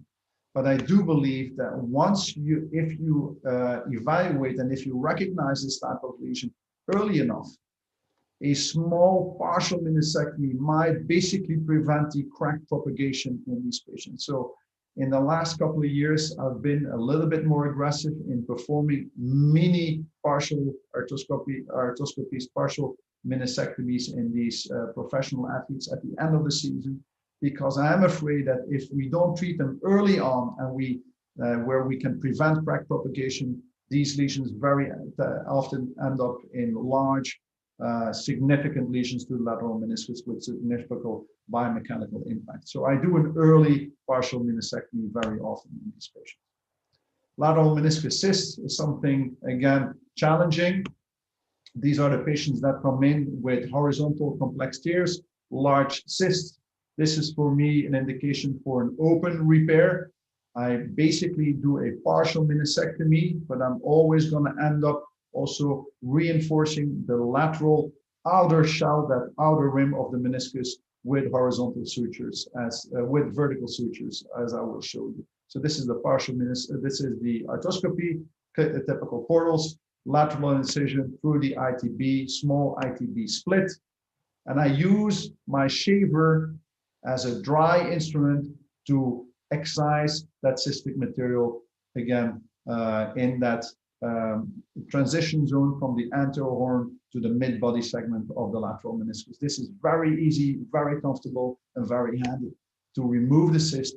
Once you get into the normal tissue of the meniscus, I use a curved needle, zero polysorb resorbable suture, and I will put in a number of vertical stitches, as you can see here, from just in front of the lateral collateral all the way to the anterior horn, from all outside. And this will reinforce that tissue. It will cause significant scar tissue formation, and it will close the door for synovial tissue coming from within the joint outside into the cyst. I've been very happy doing this even in athletes on the lateral meniscus, as you can see here. Root tears, very often high energy, associated with multi-ligament injuries very often, or a high hyperflexion while squatting down. There's a number of issues, but just observe in this patient the clear medial meniscus root with a secondary degenerative changes in the ACL. So these roots have significant impact even on normal ACL tissue. Latter part, the fact that they have a catastrophic effect if you do an ACL reconstruction. So this is a patient with a normal ACL, as you can see here, and with a chronic posterior root. Also note the significant slope in this patient. So the roots are very important biomechanically, have an effect on even the native ACL, and if associated with a significant slope, that knee will never hold and needs surgical attention. This is the way I use and I repair these challenging lesions. I will use specific instruments. This is a knee scorpion. I will drill from the opposite side because I can, at this stage, I can put my camera on the medial portal. I can put my guide through the lateral portal, which gives me full visualization. It's never a fiddle. My pin will come into the direction in my vision. It's not going to go out of my vision. So the opposite drilling for a medial route is for me the most preferred technique. I will use looped sutures. I will use 2 or 3 sutures, and I will drill a 6 millimeter tunnel because I need a lot of bone marrow and a lot of bone contact in these, again, challenging tears on the medial side. This is some of these videos with my aimer coming from the opposite side, drilling with a 6 millimeter, introducing a suture, and then using the knee scorpion to perforate 2 to 3 stitches with a loop on the medial horn or on the posterior horn of the medial meniscus. It's a very nice surgery, but if I must be honest, I'm not really impressed by my surgical results. I perform MRI in these patients very often at 3 months and a year. And especially in the young ones, they remain very challenging. If you look into the clinical data that is out there, repair makes sense. It's superior clinically, but it does not prevent extrusion, and progression of away is only slowed down. It isn't stopped. So this is a catastrophic lesion that still needs a lot of improvement from the surgical point of view, in my experience. If it's degenerative, there's a number of treatment options. But the lesson is that meniscus tears is a potential kiss of death to the knee and might be career ending. Based on current outcome and introduction of advanced indications, there's still a need for augmented repair technology and specific tools. You can't just do all of these tears with just your routine tools. What is very important that you need to be prepared to repair. You need to basically be prepared, look at the MRI, make some time, and be willing and able to do the surgery, and also ask your patient that he or she is willing and able to do the rehab, because it's going to take a lot more time to come back and it's going to be more complicated. This is why it is very challenging, especially for athletes. Prepare your brain and prepare the knee, and also prepare the patient for the repair.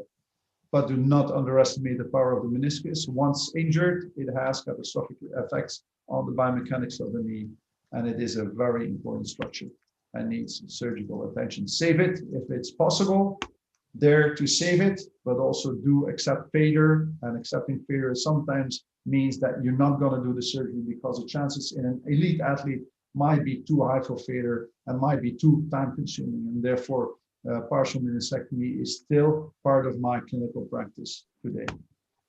I thank you for your attention.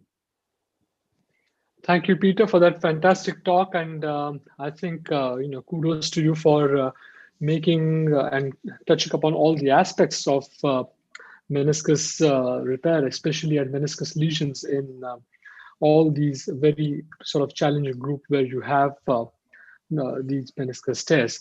So if I'll get you to unshare your screen, we'll open up questions for your talk with the panel.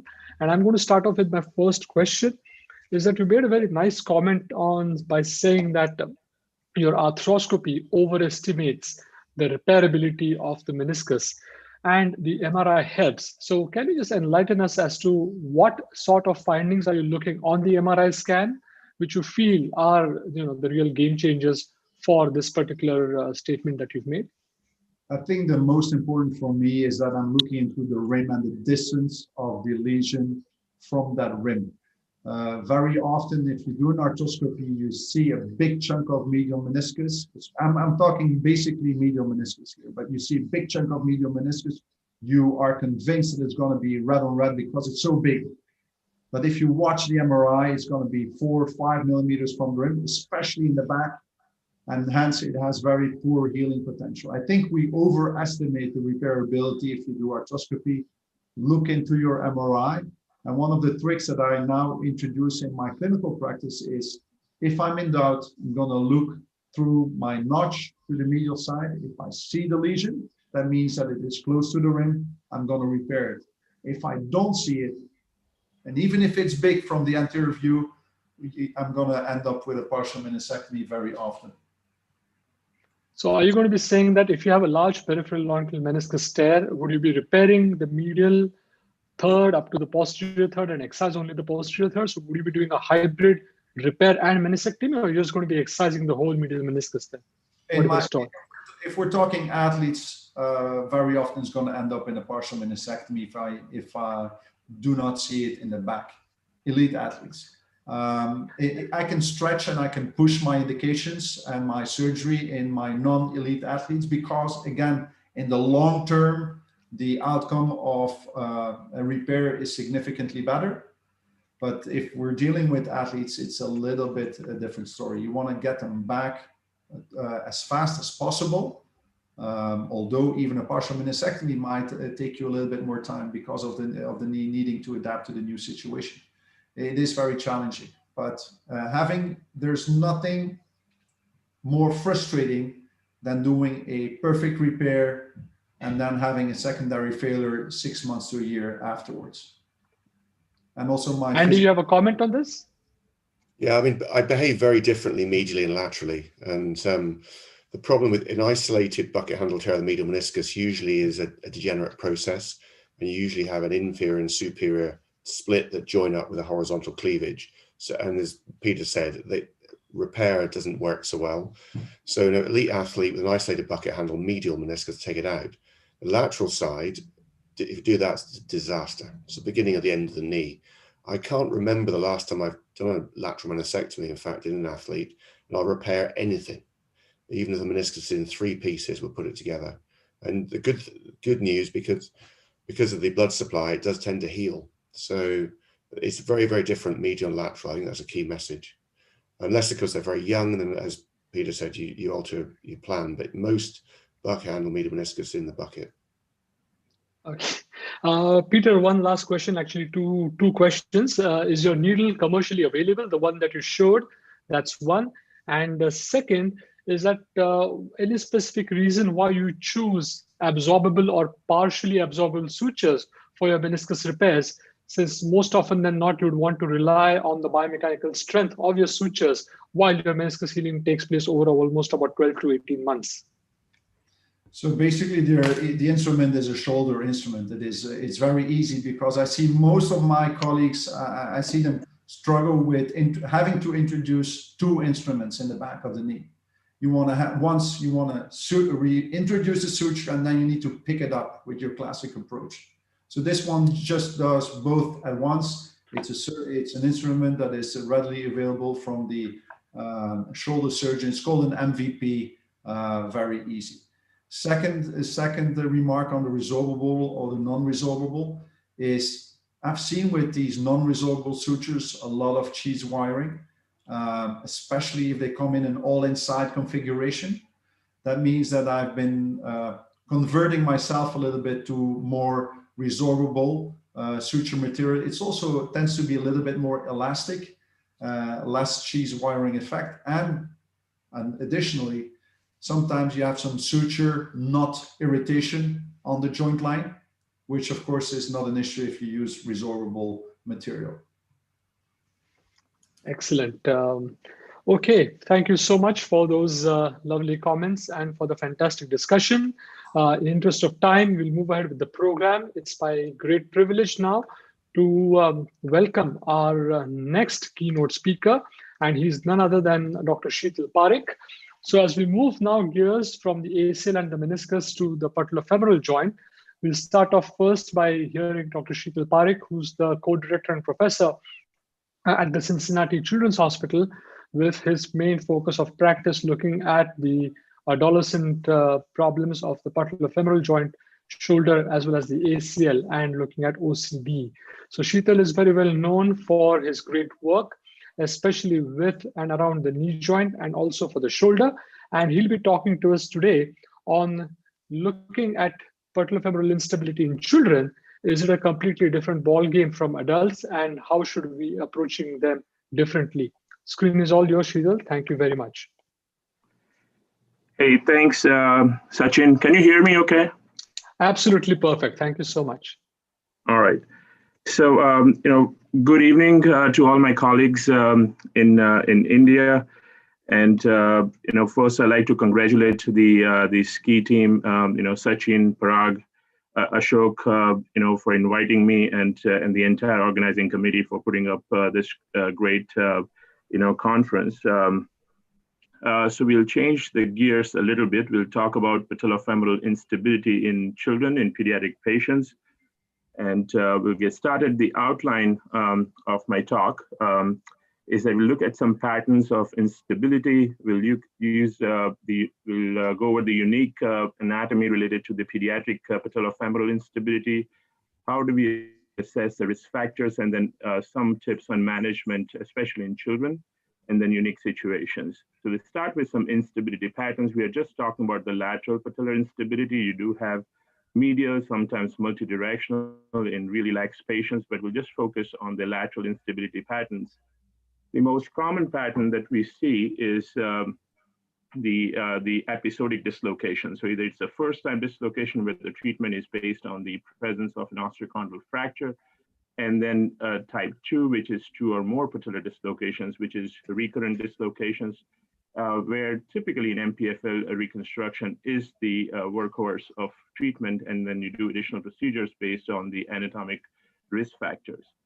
The type 2A is where you have an episode of dislocation, and then later on you'll have symptomatic subluxation, and you obviously try conservative treatment, but after that an MPFL reconstruction may be required. The more interesting patterns comes in children, which is type 3, where it's a dislocatable patella. Usually these are bilateral. We call it obligatory dislocations or habitual dislocations. And here, and all patterns from here on, MPFL reconstruction may not be sufficient. So you'll have to add quadriceps plasty, some distal realignment, lateral releases. This is habitual dislocation in extension, which is, some call it an exaggerated J sign, but truly if it's dislocating in extension when the knee is, beyond 30 degrees, then it is a habitual dislocation. And the other pattern is habitual dislocation in flexion, where the patella dislocates with every cycle of knee flexion. You can see it bilateral as well. The other patterns as well, you can see here passive patellar instability, where you can dislocate. The patient has no anxiety, there is no apprehension. If the patient truly had instability, they would not allow you to move the patella like this. They would resist. And then you have voluntary patellar dislocation, where patients can dislocate the patella by themselves, and you can get it bilateral as well. You can see here, you can dislocate both sides. Typically, those voluntary dislocators are treated like you would treat the shoulder instability patients with MDI. Conservative treatment, unless significant issues, then you can obviously go ahead and treat them like habitual dislocation of the shoulder. Type 4 is the permanent dislocation of the patella. These comes in different flavors. They may be syndromic patients. And again, the workhorse for these complex instability patterns are quadriceps realignment or quadriceps plasty, and not MPFL reconstruction. These are examples of permanent patellar dislocation. This was post-traumatic, treated at an outside hospital for a distal femur fracture in a cast, and patella had dislocated and has healed in this position.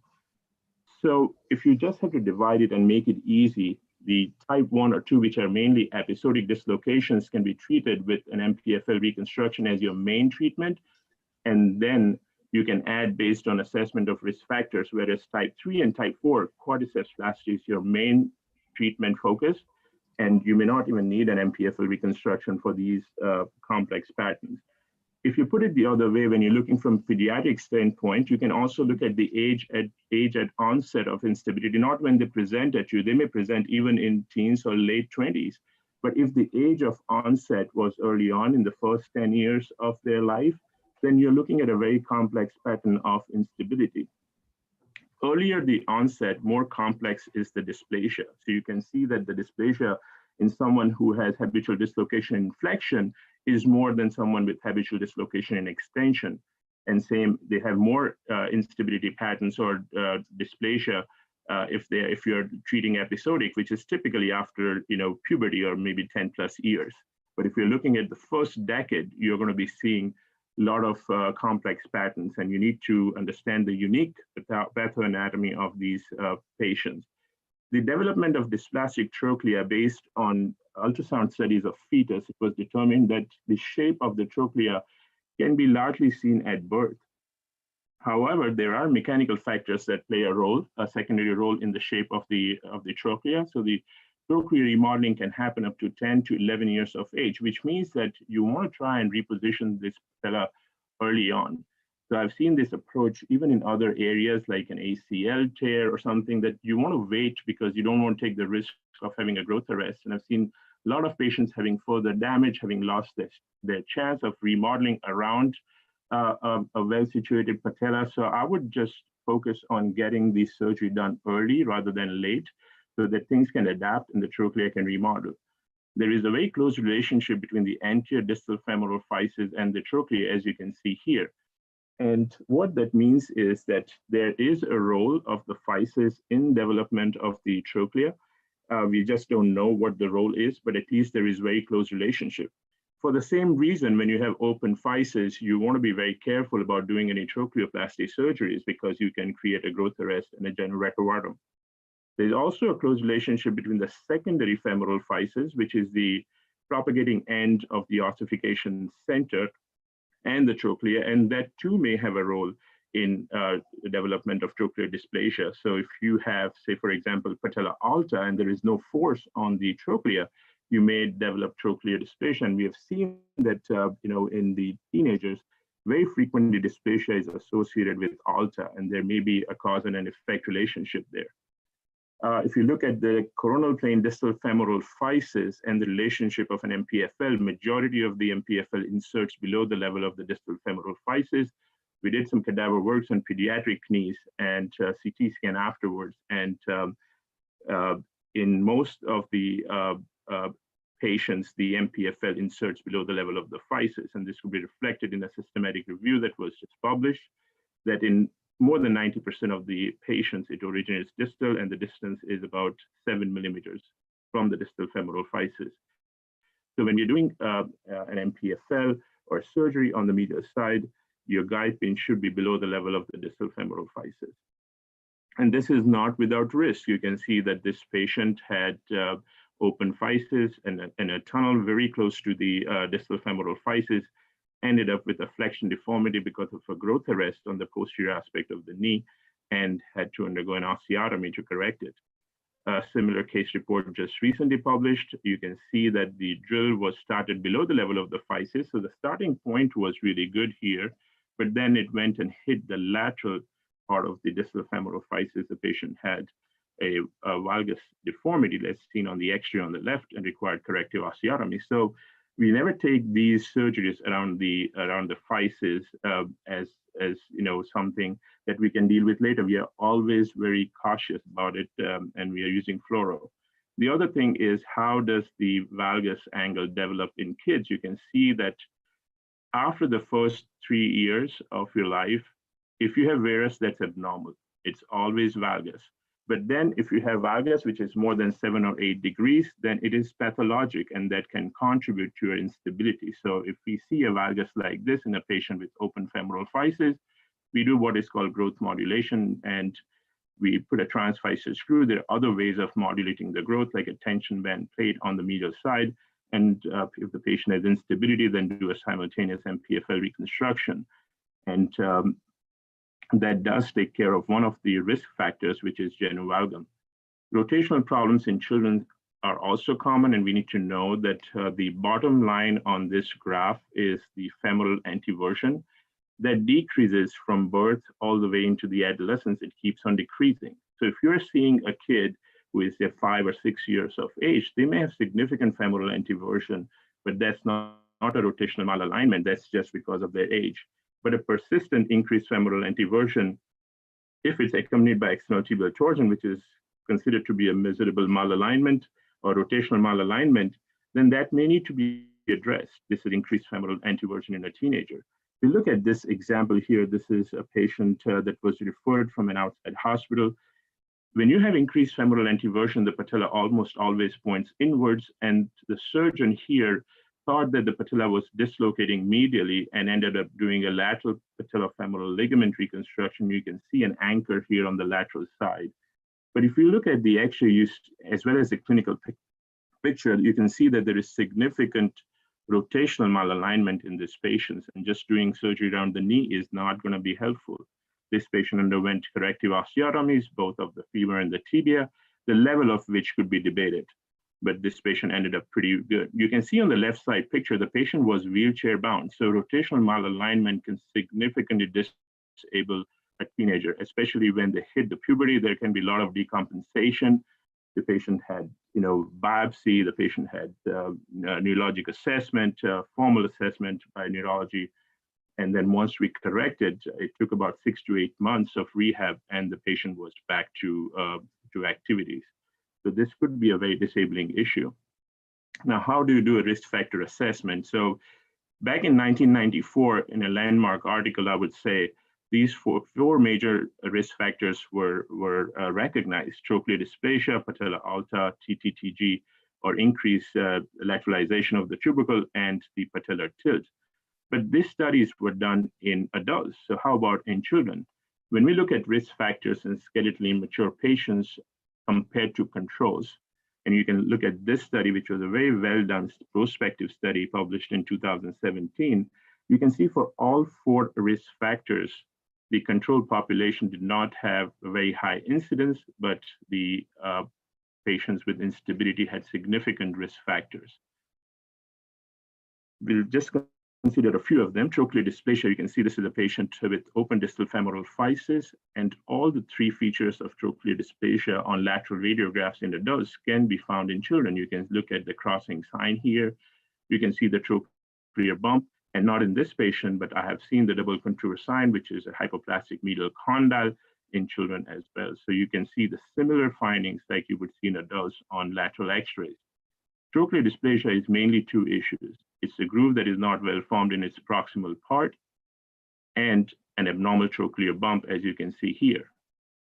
The issue is that in children, the entire trochlea is not ossified. So younger the patient, it's very difficult to make an assessment whether there is dysplasia or not as a risk factor. And so an MRI would be useful to look at the cartilage. For the same reason, making a sulcus angle measurement on a merchant view probably is not beneficial, because the cartilage may not follow the contours of the bone. The cartilage is much thicker in the center, which means that the groove is not well developed, even though the X-ray may show that there is a well-formed trochlea. Similarly, for patella alta, the patella ossifies from proximal to distal. So if the distal patella is not ossified in children, then the patella appears to be much smaller on a lateral X-ray, and this gives a false appearance of patella alta. So if you look at the Caton-Duchamp index, which is one of the index to measure patellar height in children, then the normative values, if you look at this chart and you look at the different age groups here, starting from 6 years all the way up to 15, you can see that the normal values are much higher in younger patients because the patella is not ossified. And if you consider, say, 1.2 as a threshold for patella alta, that's pretty normal for a young kid. Add to it maybe 1 or 2 standard deviations to allow for variation, and you can see that even 1.5 Caton-Duchamp index in a child may be normal. So you don't need to distalize these kids. I've not done distalization for patients with open physis. And now there are instances where you may have to shorten the patellar tendon, especially in neurologic kids like cerebral palsy, but not in otherwise normal kids. That means that they don't have underlying syndromes. And you can see this on an X-ray where the Caton-Duchamp index on an X-ray measures 1.7, just because of the unossified part of the patella not being considered on the X-ray. But if you look at the corresponding MRI, the Caton-Duchamp index is 1 for the same patient. So don't get fooled and don't jump into doing distalizations for skeletally mature patients. The other thing is that we looked at it, published in 2014. Several other authors have also described that a minor amount of patella alta could be corrected just by MPFL, because the vector of the MPFL is not just straight medial, it's medial and inferior. So when you do an MPFL reconstruction, it can pull the patella down into the groove somewhat, so it can correct the patellar height. So I would strongly urge to stay away from distalization in children. Now let's look at the TTTG distance. Now it's the normal distance is 10 to 15. It's either based on CT or MRI. It is more reliable than the Q angle. But if you look at all the studies, they're all done in adults. And when you're looking at this 10 or 15 millimeters or more than 20 is abnormal, these are absolute values. But how about in children? If you're defining in a pediatric population, it doesn't account for the size of the knee. Like, a patient who may have 15, but the knee is very small, that may be pathologic. So if we look at the graph of the TTTG distance in children compared to adults, younger the child, the TTTG distance is smaller. That means that if you look at the pathologic TTTG, it is much lower in children than in adults. So say, for example, you have 10 millimeters in a child, that is abnormal. You don't have to wait for it to be 20. I don't even calculate the TTTG in patients who are less than 10 years of age. What I do is just look at the knee once things are corrected, bend the knee at 90 degrees, and the patella and the tibial tubercle should be in a almost collinear trajectory. If not, then I would do a Rugoldsweight procedure. I add Rugoldsweight very frequently to the procedures that we do. What you don't want to do is a tibial tubercle osteotomy in a patient with open physis because of obvious reasons. You have a risk of growth arrest and genu recurvatum. The Rugoldsweight is the procedure that I would consider doing in patients who have open physis, and that is taking the lateral half of the patellar tendon and suturing it medially. Now, looking at the first-time patellar dislocation, I'm not going to go over the treatment because I think that's part of the program later in adults. But if you look at this study, an earlier study in 1977, they were able to recognize that what gives good conservative treatment results. So if you look at 48 patients with acute patellar dislocation that were treated conservative, almost 40%, I would say 44% here, with a mean age of 15 years had recurrent dislocation, but none of the patients who had a mean age of 19 years had recurrent dislocation. What that means is that age is a significant determinant of recurrence. So if you now look at a lot of the studies that were published after that, we know that the highest risk group is 10 to 17 years of age group, which is again the pediatric age group. Then there is an 11.2-fold risk of recurrence when instability starts at the age of less than 16. And immature patients have significant higher risk of recurrence compared to mature patients. We looked at the risk of recurrence based on the risk factors, and one of the primary risk factor was skeletal immaturity. And we also found contralateral dislocation, trochlear dysplasia, and a Ketan-Dishav index of greater than 1.45. Now, these were younger patients. That's why the patellar height index is much higher. In probably adults, it would be around 1.2 as reported in other studies. But using this algorithm, if the patient had a contralateral MPFL reconstruction and now comes with a patellar dislocation on the opposite side, and if they are younger patients, I would not offer them conservative treatment. I mean, I would offer them, but I would push towards surgery because they already had surgery on the other side, and that's one of the risk factors for recurrence. So this is evolving. I'm not saying this is a standard of care, but risk assessment and trying to put things together and trying to predict the risk of recurrent dislocation does alter the treatment a little bit, what we can offer to patients with the first-time dislocation. You also need to account for hyperlaxity because what we use for hyperlaxity is a Beighton score.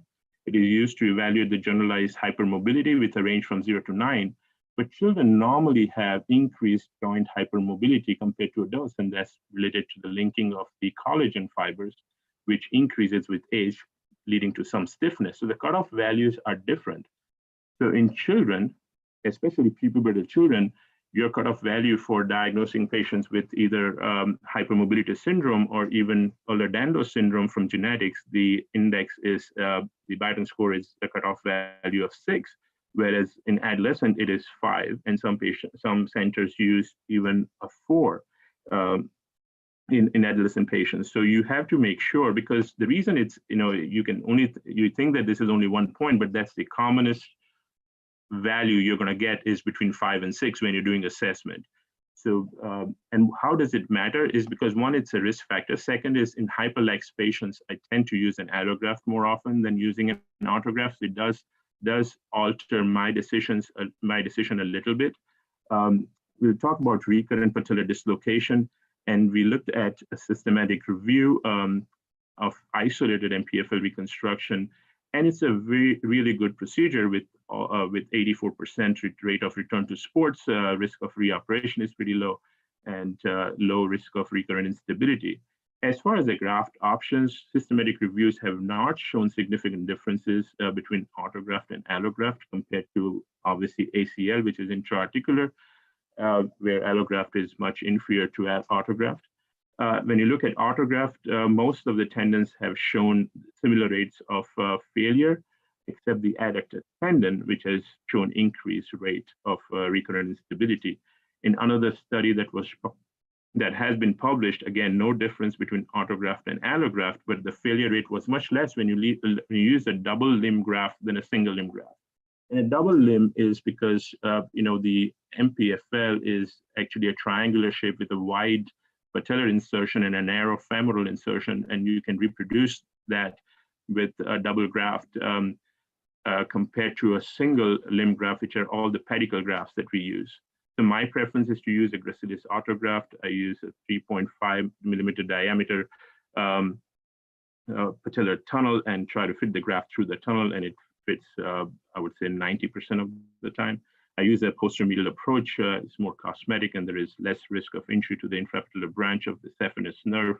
This is how I fix my patella, but that's not very important. And the reason I'm saying that is because if you look at the outcomes based on patellar fixation, no significant differences between bone tunnels, sutures, and suture anchors. Obviously, when you're making bone tunnels, there is a risk of a fracture, so you want to try and minimize the size and the length of your tunnels. And we use fluoroscopy for the femoral insertion. There are several techniques which are alternate MPFL techniques and skeletally immature. We talked about the pedicle grafts. You can use a quadriceps tendon, the medial part of it, and you can turn it down again. So this is a single limb graft.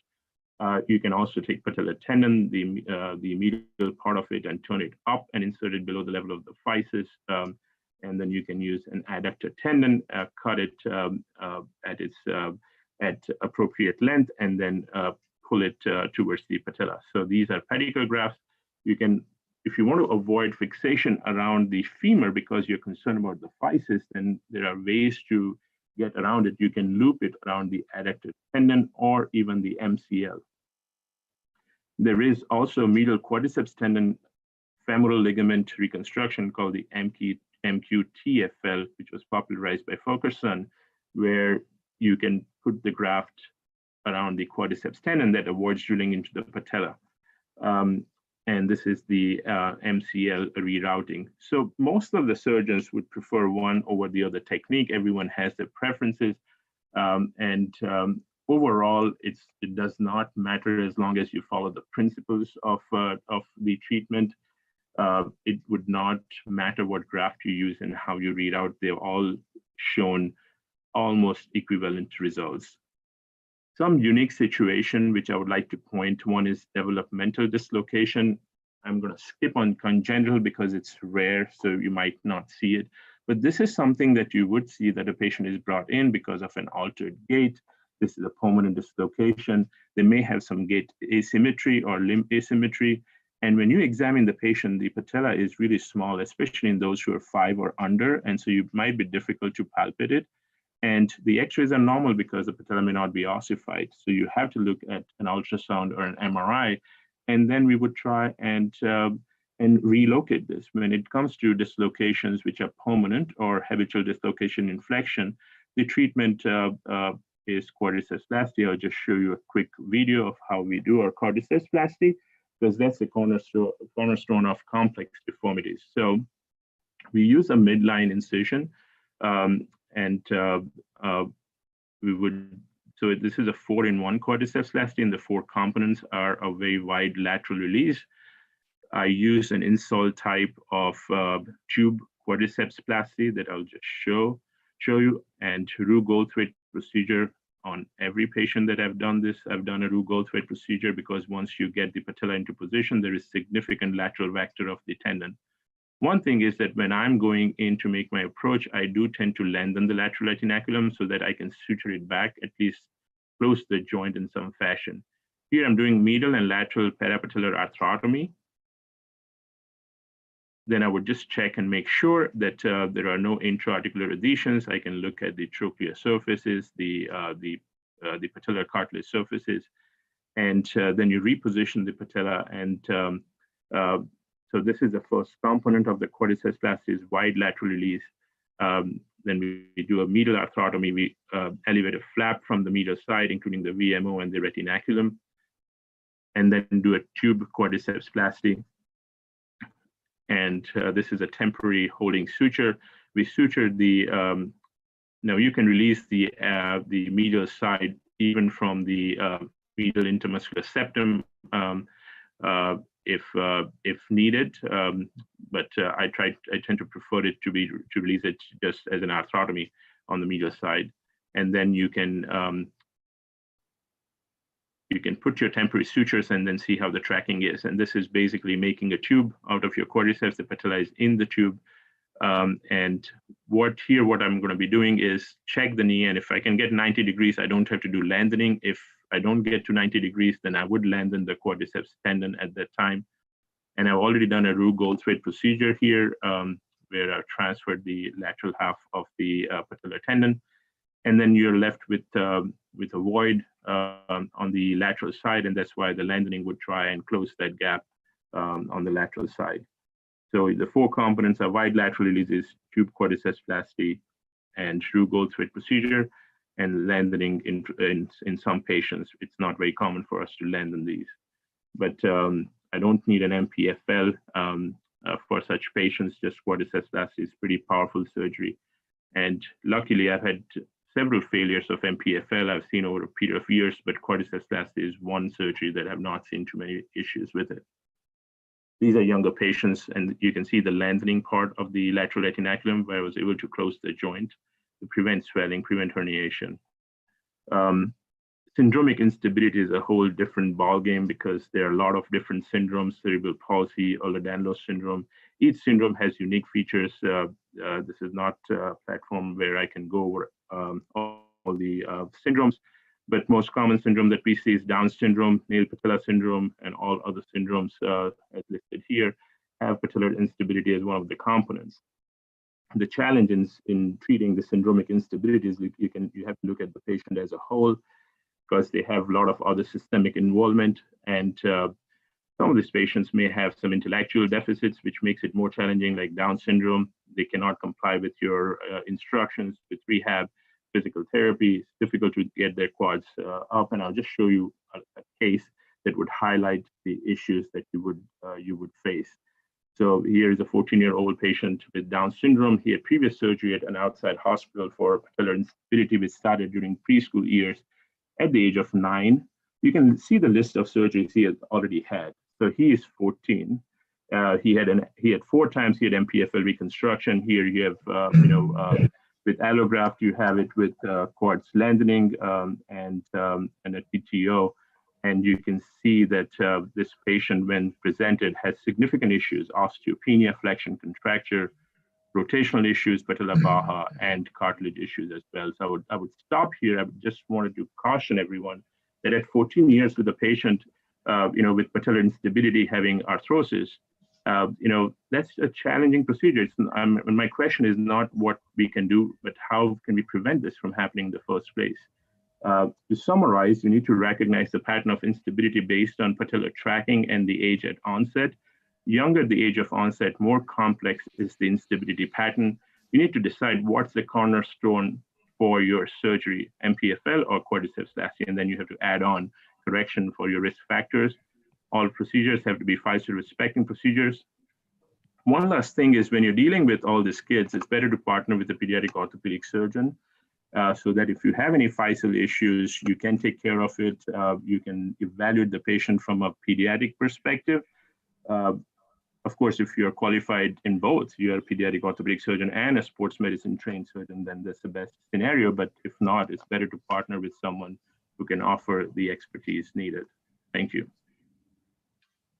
Thank you, Sheetal. That was indeed, I think, one of the best treatises that I've ever heard or seen on this very complex topic, and absolutely eye-opening. So excellent talk, Sheetal. I think there's almost everything that you covered. And we're indeed grateful to you for sharing your vast knowledge and very well researched talk here. In interest of time, I will limit this discussion to one question. And I think the one important thing that you brought about is that when you see a lot of these patients who do have patellar instability as an adolescent, and you find that they have this genu valgus as well. You spoke about that. You spoke about that they have hyperextension as well, about 20, 25 degrees, which is also contributing to, the causative factor. So how to tackle this hyperextension component of this very sort of, difficult problem to treat?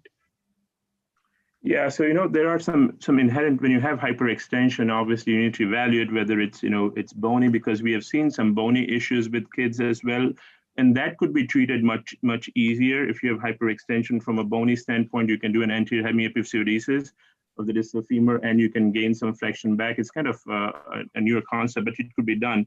But I've not seen the hyperextension to be an issue when I'm treating. I don't take that into significant consideration when I'm treating it, except I don't harvest that hamstring tendons. I know they're already stretched out, which is, my main graft is my MPF for the MPFL or any other surgeries is the hamstring.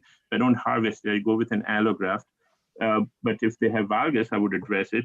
Especially if it's more than 5 degrees of your normal valgus, I would address it with a hemiepiphysiodesis. And if it's more than 10, then in a mature patient, I would address it with an osteotomy. So that I would consider doing it, but have not done anything specific for hyperextension. Thank you, Sheetal. That brings us to the next part of the session where we look at patellofemoral instability in adults. And here we have 5 great speakers. We're going to be starting off first with my good friend, Dr. Deepak Goel, who is the adjunct professor at I forget the name of the university in Japan, but I think he can enlighten us with that. So Deepak is a very close friend, and he's one of the pioneers of cartilage surgery for India. And he has also a very special interest in treating patellofemoral instability as well.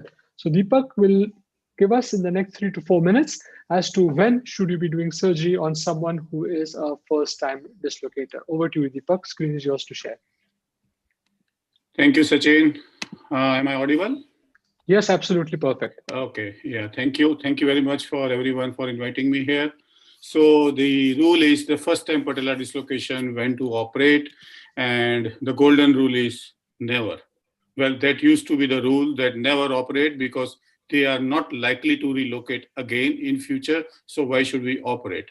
But to this golden rule, I have 2 objections. One is, what about if there is associated chondral and osteochondral fracture that requires either a fixation or loose body removal? And what if the patient is a high risk case for recurrence? Now, there are many factors which has been identified that could be the risk factor for future dislocation, as already identified by Sheetal in his last talk. Say, for example, some of the cases, some of the studies have found out that patients who are less than 18 years of age or whose physis has not fused has double the risk of redislocation as compared to others. And in one study, they found out that children below the age of 16 years has 11 times higher the risk of redislocation. Trochlear dysplasia has also been identified as one of the most important predisposition risk factor for recurrence. And in one study, they found out that if there is an open growth plate and any degree of trochlear dysplasia, the risk is almost 70% higher. Trochlear dysplasia along with patella alta or independently, both has also been associated 9 times with the risk of subsequent instability in one of the study that was quoted in AJSM. Now, what about if there is a contralateral dislocation of patella? So if there is a contralateral dislocation of patella, the risk is 3 times higher. And that happens because usually the abnormal bony morphology is bilateral. And that's why the patients have more chance of recurrent dislocation on the opposite side. Again, a family history and a contralateral instability has been found out as a very high risk factor for redislocation. Now, what about mode of injury? If it's a sports injury, it is 2 times higher risk of a redislocation as compared to the normal one. Probably any injury that is related to sports leads to high impact injury on the stabilizing forces or stabilizing structures that can contribute to high rate of recurrence. So there is a big list of factors which can lead to higher chance of recurrence, and these are all high risk groups. So how to take a decision? Now there are certain scores which has been developed, like patella instability severity score. And out of all 7 points, if you have 4 to 7 points, then you have 5 times higher risk of dislocation within 2 years, as compared to the condition when you have just 0 to 3 score. Another study by Harves, which has also been published, and he has put a recurrent stability of the patella score. And again, he put that it is a higher risk if you have 4 or 5 points. If you have 0 to 1, then it is a low risk. So what happens? How I do it? The decision making is acute phase. I always treat conservative, but I take a detailed history like mode of injury, age, sex, family history, and contralateral injury. If these 5 conditions are present, in my mind, I make that this is a high risk patient. Secondly, in acute setting, I will look for the co-injuries if they require treatment or not. What happens in follow-up? In follow-up, I will do the assessment of anatomical risk factors and combination of these risk factors. We'll do the radiological evaluation, risk evaluation of recurrence, and then make a call. There was a good study which was published in AJSM by IPSG group. It is the largest group of patella surgeons in the world, and all are high volume surgeons. And they say after the survey that non-operative management is still the best option, but presence of loose body or osteochondral fracture prompts surgery. And if we are anyway going to do the surgery, then MPFL repair or reconstruction should be done at the same sitting. So based on different findings, a flowchart has been designed, and which basically depends on 2 things: whether there is a loose osteochondral fragment or not, whether patient is a high risk or low risk. If it is a loose osteochondral fragment, it requires fixation or removal. And if it is a high risk, then MPFL reconstruction should be added. If it is a loose osteochondral piece with low risk, then MPFL repair should be done. If it is a loose osteochondral piece is not present and patient is low risk, absolutely non-operative treatment. If loose osteochondral piece is not there and high risk of recurrence, then it is an actual dilemma. You should talk with patient's relative, discuss it, and then take a calculated talk. So in conclusion, conservative treatment was the golden rule, and still it is, but not for every case. Assess for loose chondral or osteochondral piece and high risk group. These 2 conditions are important. If it is a low recurrence risk case with no loose body, conservative. If it is a high recurrence risk case with no loose body, discuss, counsel, and take a calculated judgment. If it is a low recurrence case with loose body, remove and fixation plus MPFL repair. If it is a high recurrence risk with loose body, remove or fix plus MPFL reconstruction plus minus additional procedures. So though it is a very complicated topic, but still I think there is some clarity on this subject, and we should take a call on individual basis. Thank you very much. Thank you, Deepak. That was absolutely lovely. I think a completely crisp message as to how you should be tackling these particular problems. One quick question for you, Deepak, is that when we look at these osteochondral fragments, do you have any specific bearing on the size of the fragment that you look at, which will impress upon your decision, or you will take osteochondral fragments of any size? No, the first thing is what is the size? If it is a tiny piece of tissue, thalachondral or osteochondral, say maybe 7 mm or 8 mm, and if it is lying somewhere in the anterior compartment or in the gutter, and I think that that is not going to cause problem. And if it is coming out from a non-weight bearing or non-loading zone of patella, I might try to ignore it after informing the patient that, see, this is there and I might need to remove it later on. But if it is a big piece, say more than 1 centimeter coming out from medial patellar facet or apex, then I will take a call and fix it or remove it, whatever is required as per the size. Thank you so much, Deepak. It's my great privilege now to introduce our next guest speaker, Professor Anil Ranawat, who is no stranger to all of us here in India. He is the consultant orthopedic surgeon and associate professor at the Hospital for Special Surgery, having a keen interest in hip, knee, shoulder arthroscopy and knee preservation as well. He'll be talking to us today basically on 2 topics. What is the ideal graft for an MPFL reconstruction for an adult? And also, how would he decide and make the ideal tunnel placement? Over to you, Anil. The screen is yours to share. Thank you. Thank you, Sachin. Let me see. Slideshow. You guys see my slides? Absolutely. All well. Perfect, Anil. All right. So I just want to thank you. This is exciting new. I never thought I'd go skiing in India, but this is my first time. and I love it. So thank you, Sachin, Ashok, and Parag, and all the ski founders. So we're going to talk about what's the ideal graft for an isolated MPFL. These are my disclosures. So, choosing a graft is like talking about art, and there is no ideal graft ever. But I do think for an MPFL, it's a little simpler than, say, for an ACL. And as we heard from our prior speakers, that an intra-articular graft and an extra-articular graft are different animals. So quickly, what are the graft options? I think our hamstring tendons are our workhorse, certainly in Asia, where allograft's an issue. I prefer semi-T over gracilis because I want a stouter graft, but certainly gracilis can be used as well, especially on smaller patients. You can do the quadriceps turn down, as we talked about. In the US, we do a lot of allograft. And also it's interesting, we're getting more and more on these open weave polyester tapes, which are going to be, I think, another, it's always back to the future. We've had artificial ACLs that failed, but now we're having open weave polyester tapes, and that could be something interesting, especially for the Asian market, where it's cheaper than an allograft, and but it's not an allograft, and it's something to consider in the future. So what about hamstring tendons? They're easy to harvest, readily available, it's relatively low morbidity. There are some cons, is that you get some hamstring weakness. There's a potential you could do it in one incision, which is a little bit more unusual. Most people know it from the tibial incision when they take it with an ACL, and you can get a hematoma. I've seen a lot of foot and ankle surgeons who are not used to taking hamstrings get into some trouble. So there is a morbidity to even taking the hamstrings. My slide, there we go. What about the quads turnout? It's easy to harvest. It's right in your wound. It's readily available. There's there's not that much morbidity. It's definitely the same surgical site. You can get weakness. You can damage the quad. You have to worry about the length of the graft. And you have a lot of quad inhibition. Allograft, allograft is, it's kind of like going to the tailor and you have numerous sizes. There's no donor site morbidity. The cons are, there's cost. You get viral exposures, and obviously availability in certain Asian countries is a problem. As I talked about this open weave polytape, we're using more of these as augmentation procedures.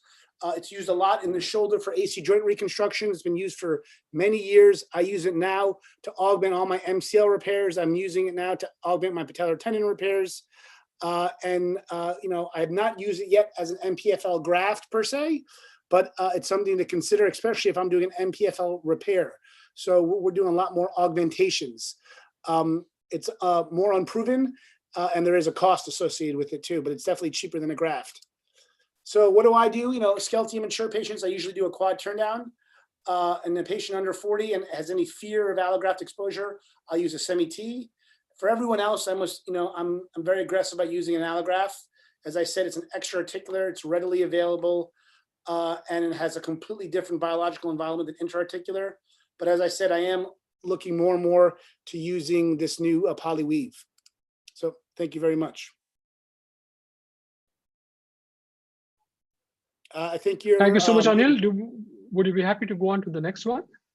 I can do that. Yes, please. Thank you.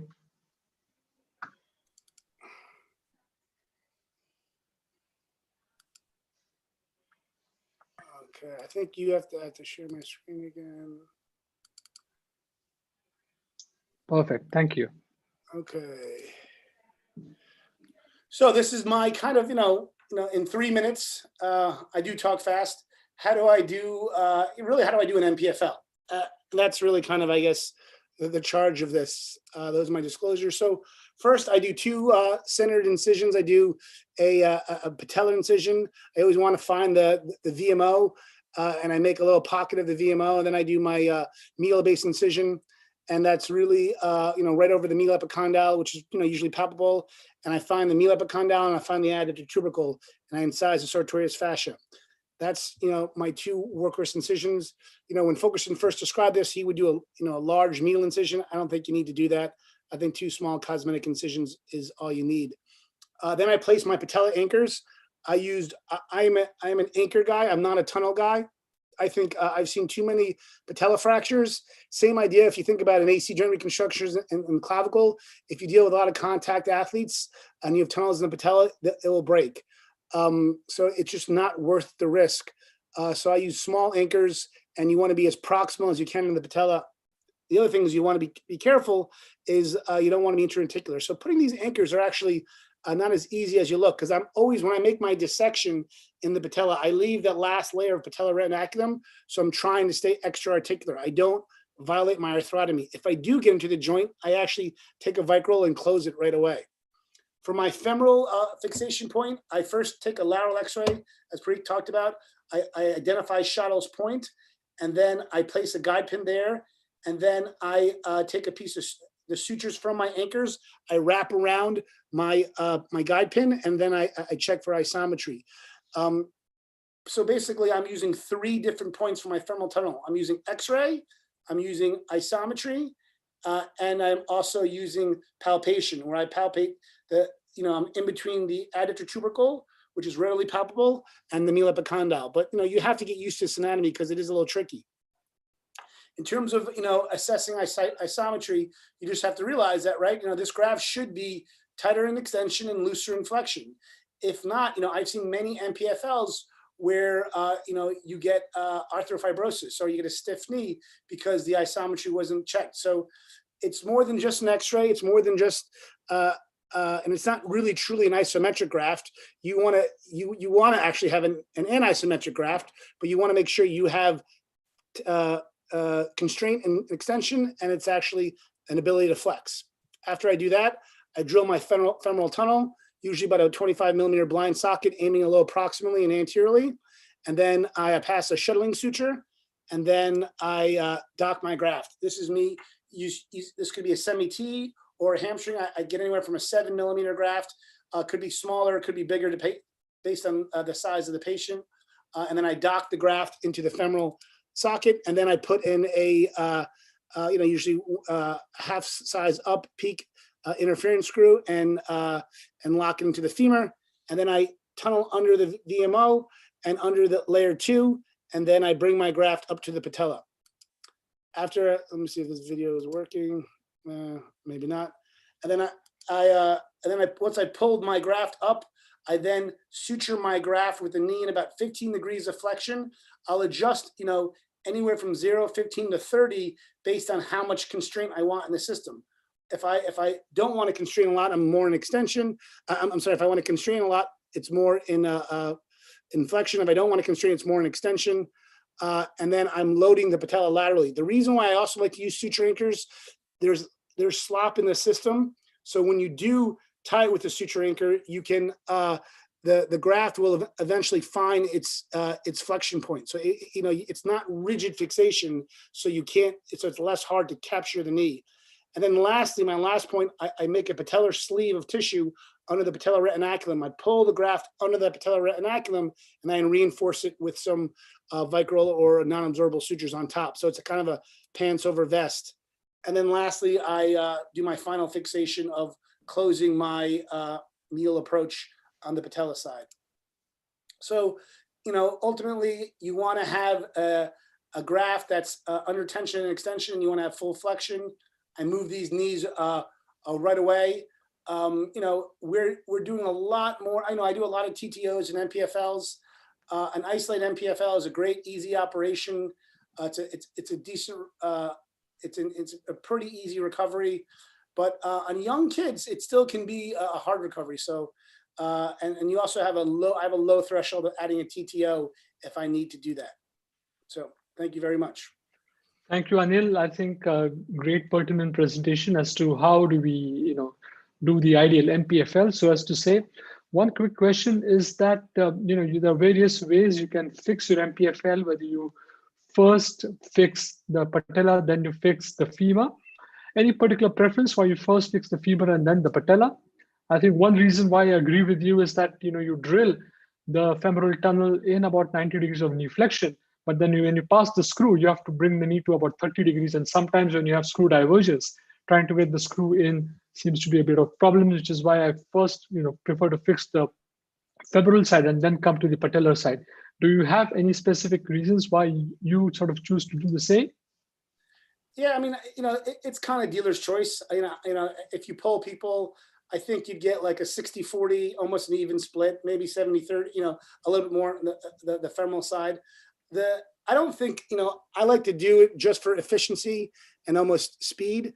I actually, some MPFLs, I drill the femoral socket in 30 degrees of flexion, but if they're a little bigger and a little heavier, I will actually drill it more in flexion, as you talked about, because you can actually just get a better view and you let the adipose fall away. You want to just see that screw and that getting into that bone. Realize it's a relatively posterior femoral socket, and you have to be careful that you don't perf the posterior femoral cortex and lose your fixation. So that's why, taking your time, getting that, as I said, I want that screw from posterior to anterior, that trajectory of that screw, so I don't perf that cortex. I've had that done that once, and then I had to just tie it over on the medial, on the lateral side. So you have to be a little cognizant of that, but it's, I like just putting the femoral side first. The biggest thing is just checking your spot a couple times and making sure you don't have a graft that gets tighter in flexion, right? That's really what you want to just prevent. Perfect. Thank you so much, Anil. I'm going to move on now, and I'm going to be speaking very quickly on the medial patellatibial ligament. What is it and what should we do about it? Essentially, the main issue that we're trying to sort out here is the lateral patellar dislocation, and the MPFL reconstruction, which has been alluded to by Anil so very well, is probably the queen of all procedures, which we need to know well. The medial patellatibial ligament is also injured when you injure or when you have a lateral patellar dislocation. If you look at your MRIs very carefully, you can see that it gets torn and ruptured as well. The anatomy has been very well described by this very good cadaveric dissection, which was conducted at the Stedman Clinic along with Lisa Arndt. And they showed the orientation of the medial patellatibial ligament along with the medial patellomeniscus ligament, both in the frontal as well as on the side views as well. The tibial ligament attaching about 2 centimeters below the joint line, and the meniscus ligament attaching directly to the anterior horn of the medial meniscus. The insertion point of the MTPL is much lower on the distal 1/3 of the patella. And if you look at the various anatomical studies, the width is about 4 to 22 millimeters. It is orientated almost about 20 to 25 degrees to the patellar tendon and inserts about 20 millimeters from the joint line. The medial patellomeniscus ligament is much smaller than the MPTL, and it inserts onto the medial meniscus with a more oblique insertion. Biomechanically, the MPTL provides resistance to lateral patellar translation as what we would expect, both in active terminal extension and also in deep knee flexion, which is unlike the MPFL, and will maintain the tilt and the rotation throughout range, especially in deep flexion, which is an important point for us to consider. So the MPTL will resist the Q vector, and this is especially done within deep knee flexion. So is a routine procedure of MPTL justified in surgery? And if you look at all the published literature, you have almost about 19 to 20 articles with about 400 odd procedures that have been reported. And they have used a variety of techniques like hamstring stenodesis or medial 1/3 patellar tendon transfer or isolated graft reconstruction for doing this procedure. This is an example to the left of your screen of how a hamstring stenodesis is done. And to the right of your screen, you can see how the medial third of the patellar tendon can be utilized to do this kind of reconstruction. A systematic review that was published by Lisa Arndt and her group demonstrated that there are almost about 75% patients who demonstrated good to excellent outcomes. Redislocations were present in less than 10%. Those who had or did not have a concomitant MPFL, and different techniques, though were used, the results were pretty consistent no matter what technique was used. What was important is that you should tension the MPTL at 90 degrees of knee flexion. You have to orient it at 30 degrees to the patellar tendon, and you have to make sure that the insertion point is 2 centimeters below the joint line. So to conclude, I think the MPTL Are we looking at another debate, whether it is the ALL or the LET, which will continue to go on? We still don't know the answer as to which patient will require an MPTL, because there are no demonstrable numbers or figures or statistics that we have that the MPFL has failed because the MPTL was not done. And probably I think the main role would be in habitual dislocations or those cases in which the patella dislocates in flexion, because it promises to be a deeper or a better restraint to the patella in deep knee flexion. So with this, I will stop my presentation here, and I will clear the stage for Sheetal Parekh to give his short talk on when does he add a lateral retinacular release in those patients who have to have an MPFL reconstruction.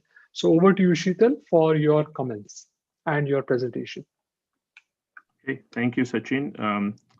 You can hear me okay? Absolutely perfect. Okay, so we're going to talk about the role of lateral release in patellofemoral instability. So the indications for lateral release is patellar tilt more than 20 degrees on an axial imaging, and that which cannot be passively corrected when you check the patient. I usually do it once the patient is anesthetized. The other role for a wide lateral release is in patients who have habitual or permanent patellar dislocations, and they have a lot of tethers on the lateral sides, including tethers to the vastus lateralis iliotibial band, and they need to be removed. Also used as an approach during trochleoplasty and as an adjunct with a tibial tubercle osteotomy, but never as an isolated procedure for patellar instability patients. So how do you measure the tilt? Never on a merchant view, because merchant view is taken in knee flexion where the patella would centralize or would decrease the tilt. It's usually done in axial MRI or CT scan as the knee is in relative extension.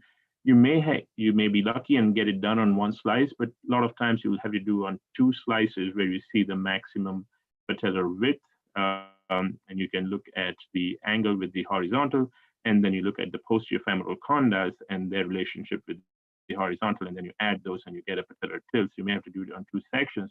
But sometimes you get lucky and you may be able to do it like this. If you have both, if there is no patella alta and the patella is in the groove, you can just measure it off from one slice. There are several ways of doing it. You can use electrocautery. I use percutaneous scissors. I put my scope in the medial portal, see the lateral portal, and just cut it with scissors like you can see here. And it's a quick procedure. The important thing is to make sure that you limit the extent of your lateral release, because that's a pitfall of a lateral release. You can get hemarthrosis if you get into the vessel. You can get effusion and swelling, and even quadriceps rupture has been reported, and obviously it can lead to weakness and atrophy if you get into the vastus lateralis tendon. The worst complication is medial subluxation of the patella as a complication of a lateral retinacular release. Even back in 1980s, where the lateral release was very widely used with very extended indications, there were a lot of cases of medial subluxation. Here's a report, the first report by Houston in 88 for 60 knees with instability on the medial side. So two things that you need to avoid when you're doing a lateral release is getting into the vastus lateralis tendon, so limited at the superior pole of the patella, and then getting into this lateral superior geniculate artery where you can get hemarthrosis or bleeding. And the one way or one trick that I use is I put a needle, or usually my outflow is at the level of the superior pole of the patella. So you can see where my outflow is. And when I'm looking at it, that's my limit of the superior extension of my lateral release. And the other way of trying to prevent all the issues with a lateral release or an over release is doing a lengthening. The lateral retinaculum has two layers. You can make a first cut through the superficial retinacular layer here, then just dissect down about between 1 centimeter and 2, and then you can make a second cut through the deeper layer of the retinaculum, and you can even do an arthrotomy if you're making an approach to the knee joint. So this is what I've been doing for certain indications. So this is the lateral lengthening. If you haven't used this before, it's simple. You just have to be careful not to get too deep. So you excise a superficial layer, and then you dissect posteriorly towards the the iliotibial band, and you go about, maybe I would say between a centimeter or a centimeter and a half, and then you make your second cut, and it's actually a Z landing in a coronal plane. So once you make the second cut, and I frequently would do an arthrotomy at this time, and then you can suture it back just with a Vicryl suture, and then you have landed the retinaculum and not actually released it because there are issues, especially in patients who have a lot of laxity. You can get medial iatrogenic medial instability. So once you suture it, you can make sure that you can tilt the patella up to neutral or about 30 degrees of eversion, and you can push it about 2 quadrants medial. So that would make sure that your landing is adequate. In a randomized study, when landing was compared to release, though, I would just point out that this was for a patellar hypercompression syndrome, not for instability. But when they compared it, there were 14 patients who had landing compared to 14 patients with release, and this was a double-blinded study. At 2 years follow-up, the ones who had the lateral landing, they had less medial instability, actually none in the landing group compared to 5 in the release group, less quadriceps atrophy, and better Kujala score. So conclusion was that landing is better than release. So my indications for the lateral release is hypercompression syndrome. When I'm doing an MPFL, I would release it if the patellar tilt is uncorrectable. After the patient is induced, I would check it. And if I cannot correct it to neutral, I would do a lateral release. And as an adjunct to tibial tubercle osteotomy, because a lot of times if you move the tubercle and you don't do a lateral release, you may have a kink, or you make, you might need to free up the retinaculum so it can move the patella a little bit medial as well, along with your tibial tubercle. So frequently I would do it with a tibial tubercle osteotomy. And then landing I would do with patients who have hyperlaxity. I would not do a release in patient who has a Beighton score of say 7 or 8, because I'm concerned that they might have, get iatrogenic medial instability. Use it as an approach for trochleoplasty. And for habitual and permanent dislocation, I had pointed out in the previous thing that I don't want to leave the joint open. I don't think there are a lot of adverse issues leaving the joint open, but it's obviously a very big void, and you can get tethering of the skin or subcutaneous tissues in that void on the lateral side when you're dealing with this. So if you do landing when you're going in, it might just help a little bit of a closure. You may not be able to completely close that, and you don't want to even do that, but it would at least give you some restraint and prevent an open joint. So those are my indications for release versus landing. And this is the example. What I'm saying, you're left with a big void when you're doing a permanent dislocation. And so if you're doing a landing, you can see the LR is the lateral retinaculum, which I've sutured. I'm bringing the vastus lateralis back to suture it at its lengthened position, but at least you get some coverage and not leave the joint void that way. Thank you. Thank you, Sheetal. Very enlightening. One just very quick question. Say you had to do a patient in whom you had to do a concomitant MPFL and a lateral rendeling. Which one would you do first out of the two, and why? I would always do MPFL at the end. Okay, it's really important to let the patella track normally, because MPFL is not supposed to be tension. It is just a restraining ligament. So MPFL is always at the end of the procedure. Whatever you have to do, tibial tubercle osteotomy, lateral lengthening or release, everything is done first, and MPFL is just placed at the very end to make sure it maintains the tracking, but never used to alter the patellar tracking. Perfect. Thank you so very much. Great pleasure again to introduce the next speaker, Dr. Mukesh Ladha from Nagpur. He's had a keen interest in doing knee surgery, hip replacements, shoulders. I think it practically does everything in the human body that is repairable and fixable. He has a special interest in robotic surgery as well, and has over a decades of experience in specialty knee surgery. So over to you, Mukesh. The screen is yours to share, and he'll be talking upon when should I be doing a tibial tubercle osteotomy. Thank you. Thanks, Sachin sir, for that. So we all know that the etiology of recurrent patellar dislocation in adults is soft tissue and bony both. Soft tissue is always damaged, but even the bony pathologies can't be ignored, especially trochlear dysplasia, valgus alignment of the knee, excessive femoral anteversion, external tibial torsion. Sorry, it's not moving. External tibial torsion and high riding patella, should be taken into consideration before you decide the management of recurrent patellar dislocation in adults.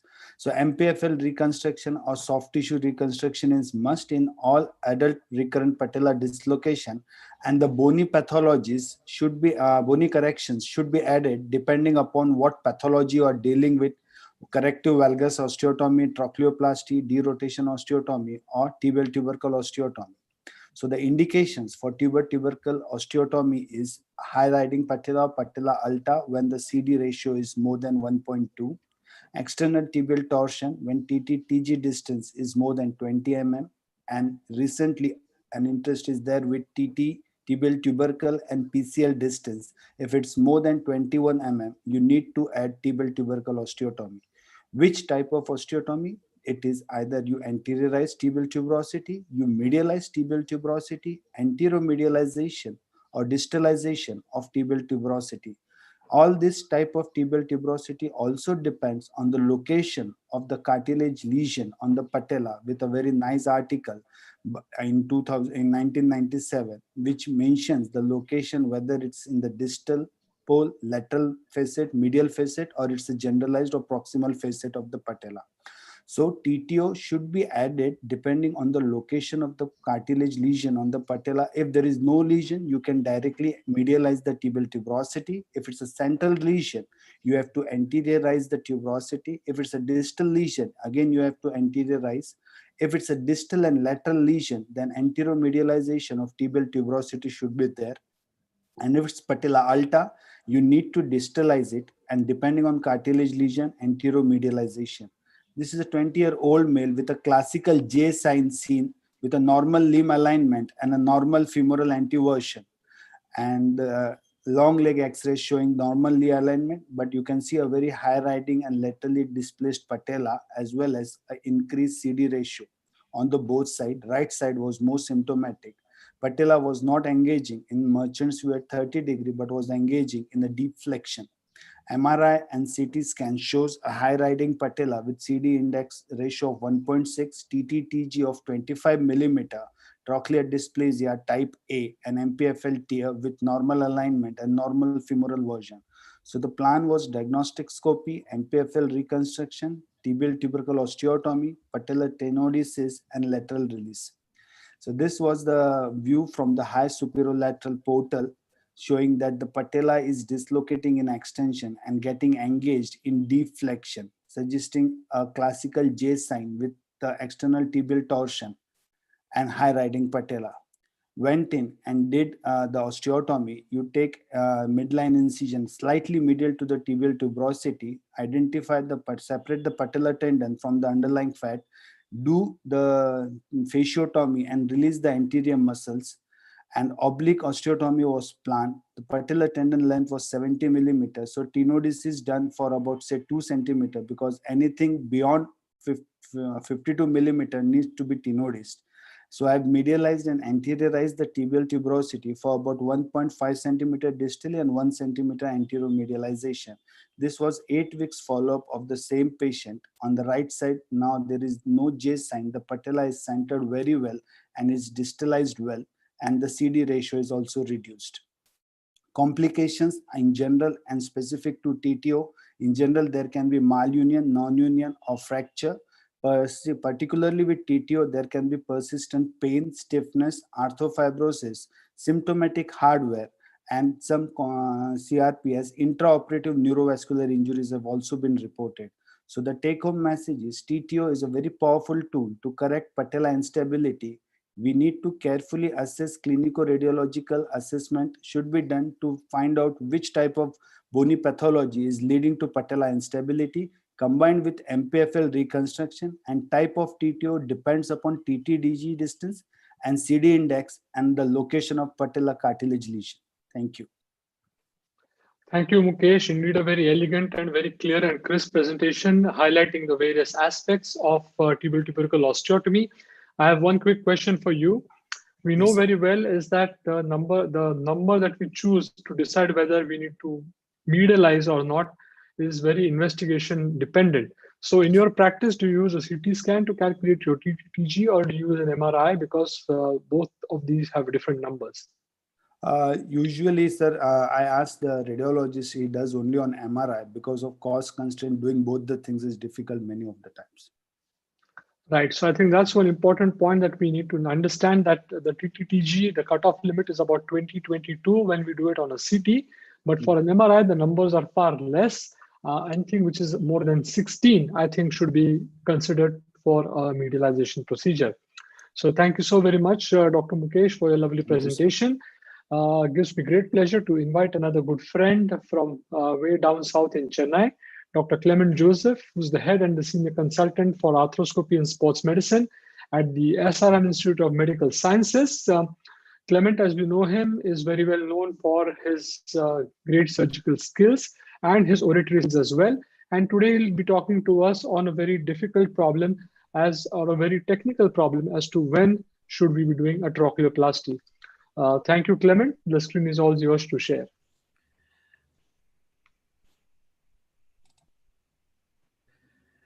Thanks, Sachin, for your introduction. And so trochleoplasty has been a bit of a neglected procedure as far as patellar instability is concerned. We all know the predisposing factors for recurrent patellar dislocation. In fact, trochlear dysplasia can be present in up to 85% of these cases. We all know that MPFL is important for stability near extension, but trochlea is very important, especially the proximal trochlea is very important. It guides the patella to a proximal entry into the groove. And once the patella enters the groove, the lateral facet offers lateral restraint against dislocation. So the trochlea is very important for mid-flexion stability. The trochlear dysplasia can be classified based on the radiological features found in the lateral views. As you can see here, as the trochlear depth becomes shallow, we have the trochlear floor meeting the anterior condylar margin, producing what is known as crossing sign. And as the medial femoral hyperplasia develops, we have what is known as a double contour sign here. And in case of this cliff pattern, the bump here is usually visualized as a supratrochlear spur here. So these are the three characteristic findings which make us classify these lesions into four categories. You can see A is just a shallow trochlea, B is a flat trochlea with a supratrochlear bump. These people have difficulty in proximal entry, but lateral support can be minimized, but it's okay. Type C, we have the double contour, but there is no supratrochlear spur. The proximal entry of the patella into the groove is okay, but lateral support is very much less. And D is the worst, where you have both the double contour and supratrochlear spur, where both the proximal entry and lateral support are diminished. This classification can also be done using MRI. And we had concerns about the technical difficulty. We have good instruments now. Cartilage viability and osteoarthritis chances have been disproved by a lot of studies. And I think we have to adopt in reasonable cases. Can we get away with doing MPFL alone? A lot of studies have shown that for severe trochlear dysplasias, if you do MPFL, the recurrence rates are going to be much worse. And it has got a negative correlation with higher grades of dysplasia. Biomechanically also, when you have a trochlear dysplasia, the force to dislocate the patella laterally decreases significantly. And can we do a TT transfer and get away? The function follows form. It's similar to the Shortle's bowling alley example. Doing a TT transfer for trochlear dysplasia is bowling in a convex bowling lane. Wherever you stand doesn't matter as long as the bowling alley is convex. And also you have to note that when you do a trochleoplasty here, the new groove shifts the groove much more laterally, thereby reducing the TTTG distance further. So when to do trochleoplasty is determined by clinical parameters, radiological parameters, and morphological parameters. Clinically, any apprehension sign more than 40 degrees is significant. Demonstration of mid-flexion instability also is a very important indicator of trochlear dysplasia, and a very prominent J sign can be associated with significant dysplasia. Coming to the radiological parameter, the sulcus angle has been found to have the greatest impact on patellar constraint, and any angle more than 145 degrees is significant. The lateral trochlear inclination angle, which is once again an indicator of the lateral trochlear facet inclination, which is an angle made between the lateral facet as well as the posterior condylar line. It is abnormal if it is less than 11 degrees. These are the two parameters which are very important.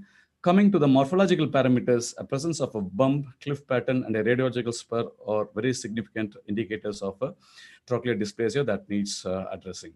Several techniques have been described: de jure and Berreiter thin flap deepening chondroplasty, and Gutelia's recession trochleoplasty, proximal grooveplasty, and latest Beidet's lateral lengthening trochleoplasty.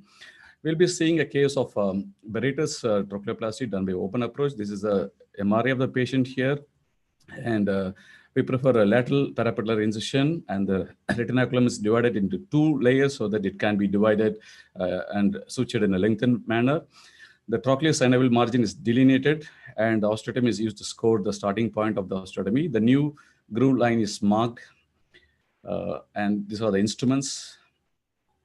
Using this burr and a 5 mm offset, the thin chondral flap is raised carefully, and the osteotomy is used to remove the bump from below. And the burr can also be used to deepen the groove, and a 3 mm offset burr is used to make the central portion thin, and it is molded, fashioned, and a 3 mm push lock, which is loaded with the 3 number 2 vehicle sutures, is loaded, and it is fixed with the push lock, the lower part of the groove, and another anchor is used to fix on the superior part of the new groove. And sutures from both the anchors are loaded into the 3rd anchor and fixed on the lateral aspect.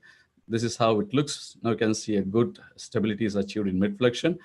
Now the knee is flexed to 80 degrees and the retinaculum is lengthened and closed, and MPFL reconstruction is performed later at this stage. And this is the result here. We have a good range of movement, good stability in all ranges of flexion. And you can also see the nice sulcus angle is reestablished in this patient. So coming to the types, type A, you can do an MPFL reconstruction alone. Type B, you can do a deepening trochleoplasty. Maybe some cases you can do a proximal grooveplasty just to facilitate the entry of the patella into the groove. Type C and D, you had to go for a deepening trochleoplasty. So when to do? When you have clinical signs of apprehension more than 40 degree, mid-flexion instability, and severe grades of hyperplasia, dysplasia, sulcus angle more than 140, and a lateral trochlear inclination less than 11 degree. And it's important to rule out patellofemoral osteoarthritis and rotational malalignments before you do a trochleoplasty. Thank you very much for your attention. Thanks, Ski team, for organizing such a nice program. Thank you very much. Thank you so much, Clement, for this very lovely presentation and making sort of deluding with completely crystal clear concepts. One quick question. Many times you will see that there are chondral lesions on the trochlea. And does that come in way of planning sort of doing your trochleoplasty?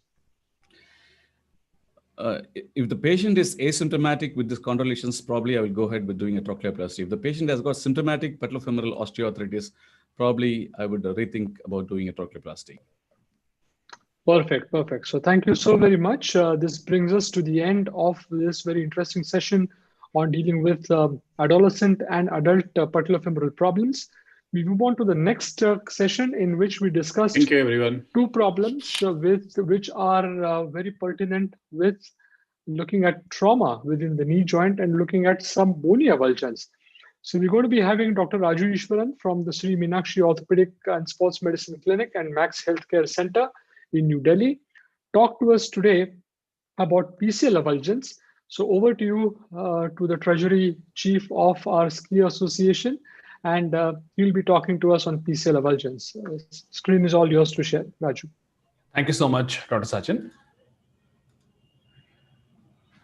Right, so is the screen visible and am I clearly audible? Perfect, perfect, perfect. Great. So PCL avulsions, regardless of whichever way you want to operate them, they are quite literally a needle in a haystack. And I'll be speaking to you on the various ways you can manage PCL avulsions. The one reason why these injuries are a little difficult to manage is because of the slightly unfamiliar anatomy that most knee surgeons in particular sometimes may have on the posterior part of the knee. This is because we don't approach the knee from the back that often in our general training in orthopedics. So one way to make yourself more comfortable in these injuries is to familiarize yourself with the posterior anatomy. And the best way is to locate the saphenous vein, the small saphenous vein and the medial sural cutaneous nerve, which actually pass through the exact center of the posterior aspect of the knee. And they are very easily visible even through the popliteal fascia, especially when you want to treat them in an open manner or in a mini open manner. Now, you could choose to treat these injuries non-operatively, especially if you have a relatively low demand person and if the avulsion is minimally displaced. So this is one example. Even though this boy is just 17 years old, he's low demand because he had hemiparesis due to some congenital problem, and he had the PCL avulsion in the weaker knee. And it's a barely visible PCL avulsion on the X-ray. But when you obviously get a CT scan done, you will see a certain amount of displacement. And here I decided to treat this boy conservatively. Gravity is the biggest enemy of any kind of a PCL reconstruction or a repair. So it is almost de rigueur to use a dynamic or a static PCL specific brace. So this is one example of a dynamic PCL specific brace. And this went on to heal well conservatively in 6 weeks' time. And he had good stability as assessed clinically.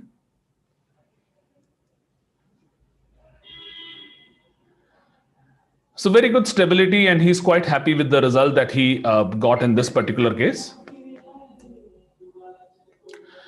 Now, when you want to open, the general principles of any open surgery at the posterior side of the knee is that it is important to understand that both posterior and posteromedial approaches will provide a similar exposure to the PCL fragment.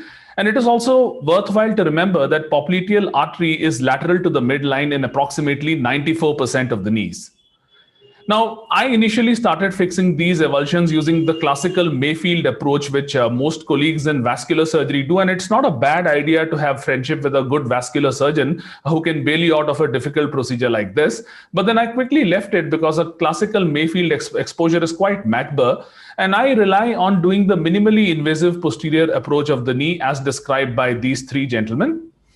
So in this approach, the surface marking of the fibular head is the key because the fibular head almost always corresponds with the insertion of the PCL on the tibia.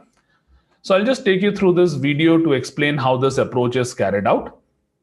Again, the X-ray that you will see is roughly similar to the one which I conserved, but then this was a high demand person. So obviously this needed to be operated upon. The fragment is more displaced on advanced imaging like MRI or CT scan.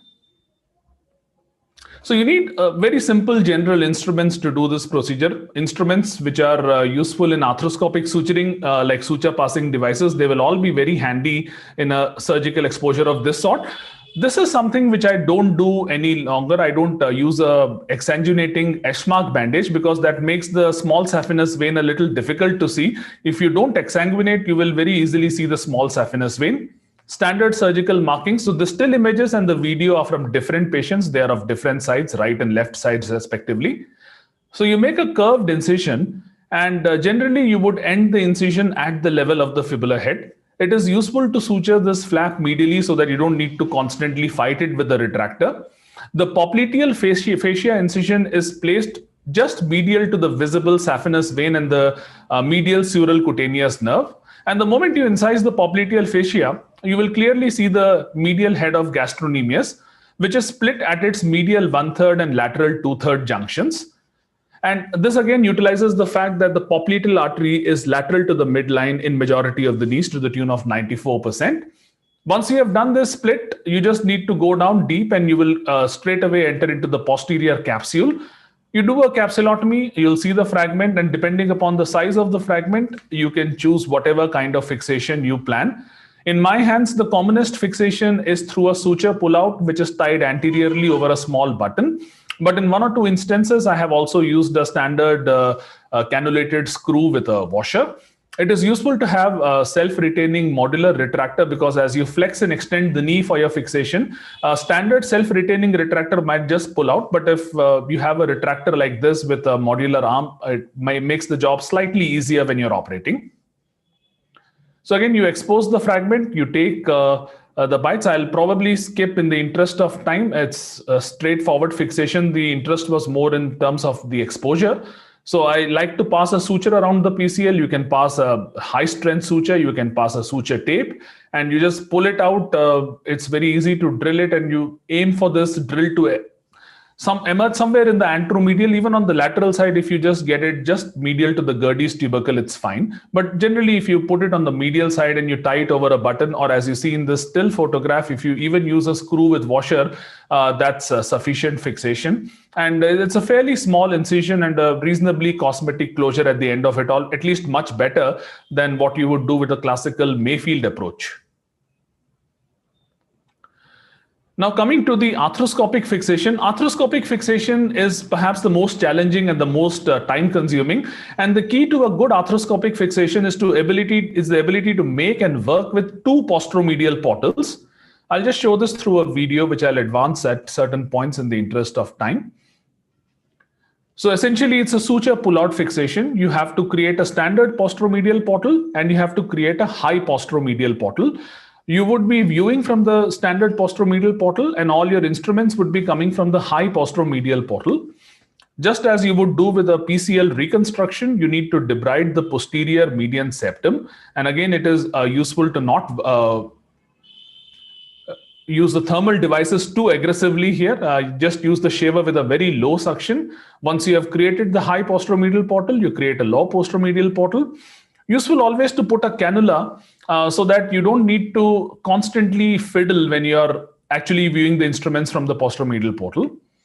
Now, once you view from the posteromedial portal, you need to reorient yourself and you might need to introduce instrumentation from the anterior end. And in some centers, I have seen colleagues do this with using two televisions, and it's a little complex to do. I have never tried it out, but then you need to be a little deft when you're working both from the anterior and the posterior sides of the knee. The principles of the surgery remain the same. You need to identify the fragment as you would need to do with an open surgery. In an arthroscopic procedure, you might need to go down fair bit, almost to the almost slightly below the champagne glass drop off, the place where you start seeing the muscle fibers of the popliteus, because that's the only way you can compress this fragment onto the bone bed. So here's the fragment which is very clearly identified, and you pass a suture around the fragment and you pull it down using two tunnels. I'll just advance the video slightly. So these suture tunnels are the key step in this surgery, really. You create an infromedial and an infrolateral suture tunnel, and these must at least exit below the level of the fracture so that you are able to compress the fracture down to its bony bed.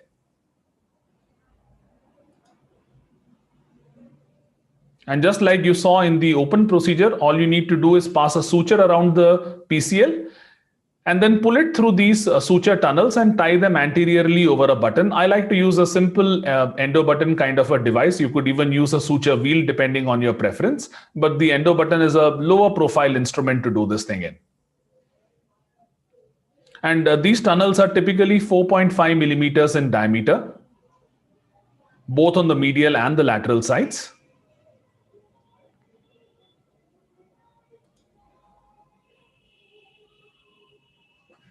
This can be a bit fiddly portion of the surgery, and this sometimes takes a little bit of time. And all you need to do is pass a suture on either ends of the PCL. So you create a window between the ACL and the PCL, and you pass the suture between the PCL and the medial femoral condyle. And once you have taken the suture limb around the PCL, you tie multiple knots so that it allows you to compress this particular bony fragment onto the bed, onto the fracture bed.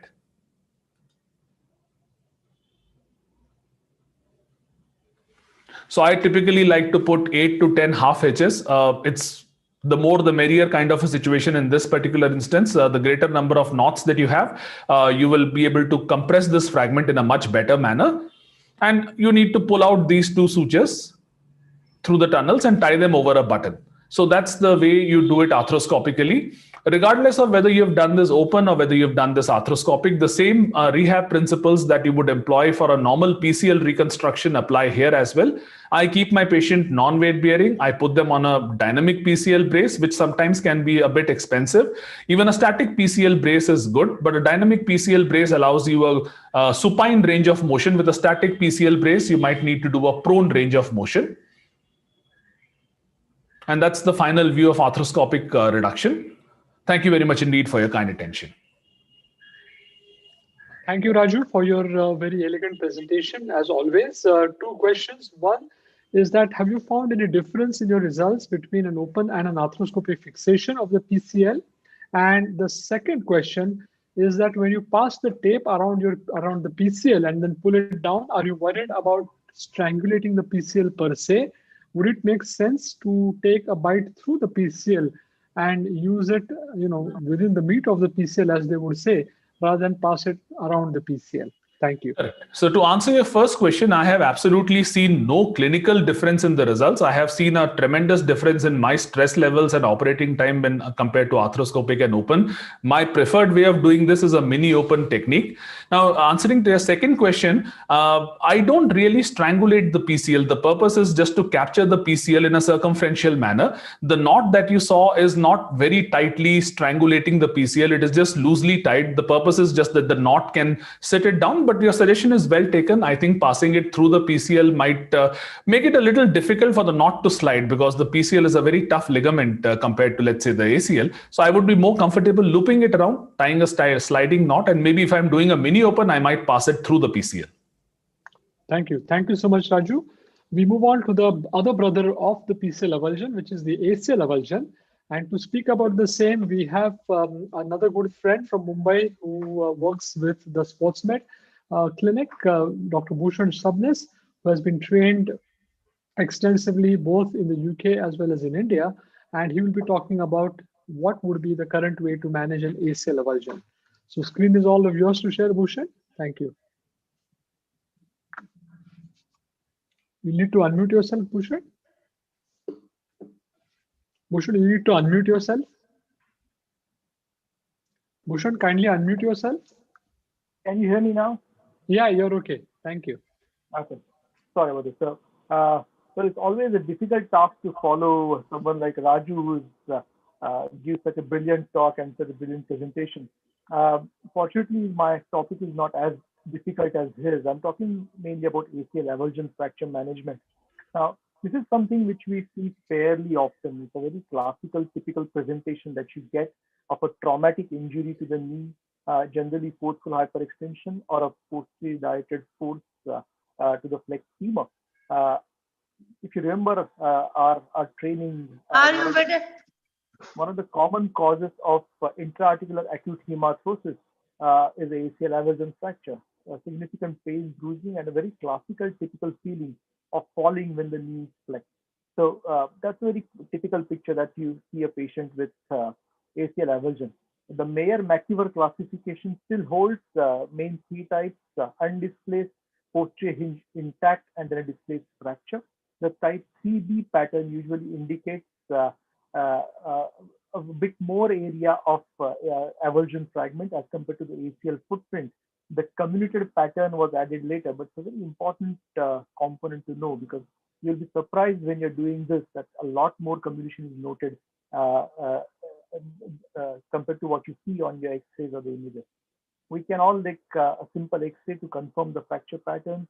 MRI has become a norm now, because sometimes you see chondral debris around.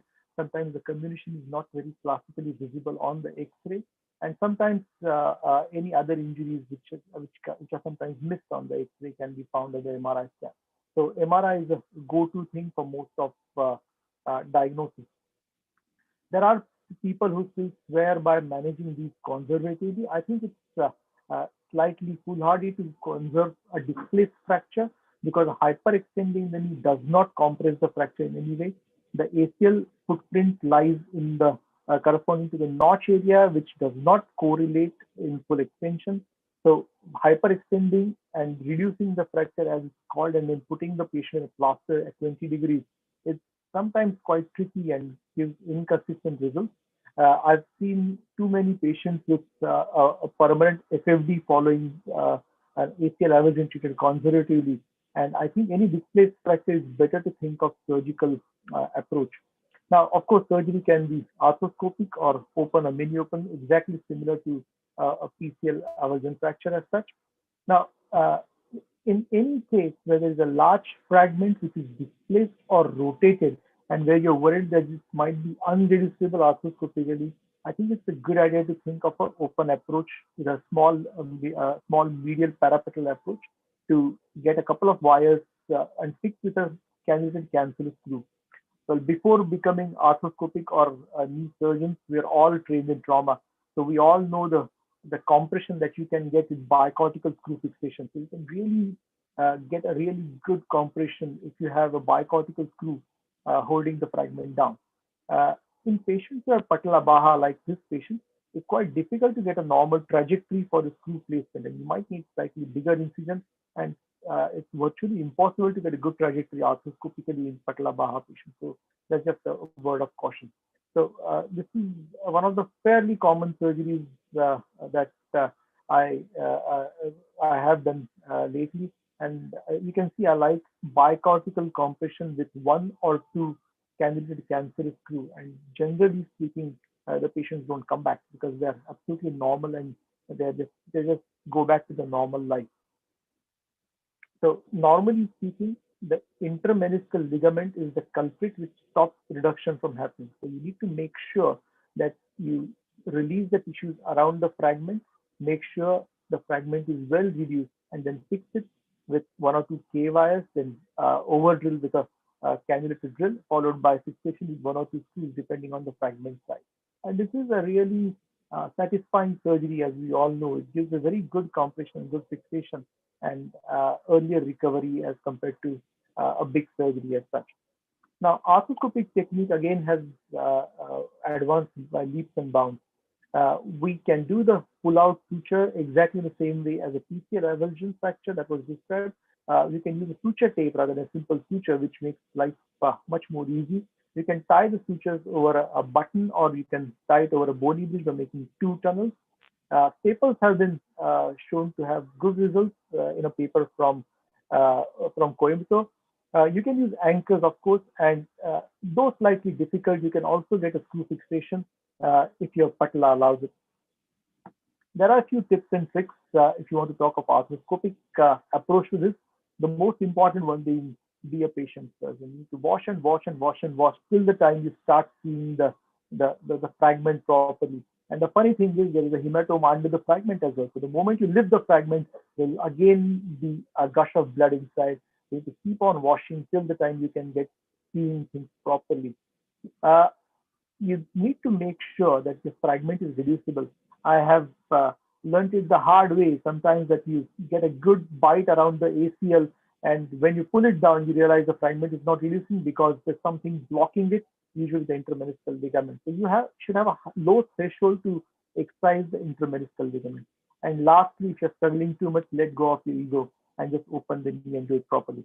Do not accept a fracture fixation such as this. So done by a junior colleague of mine, and had to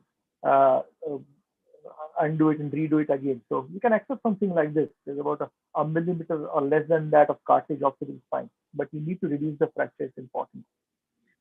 So just let's go through the steps a bit quickly. As I mentioned, you need to make sure that you wash the hematoma properly. You're generally greeted with a red out when you do an arthroscopy for these fractures. So wash and wash. Sometimes it's a good idea to put a shaver in the notch, the lighthouse of the knee joint, and wash out and suck and shave at the same time to make sure you are able to see the fracture pattern as such.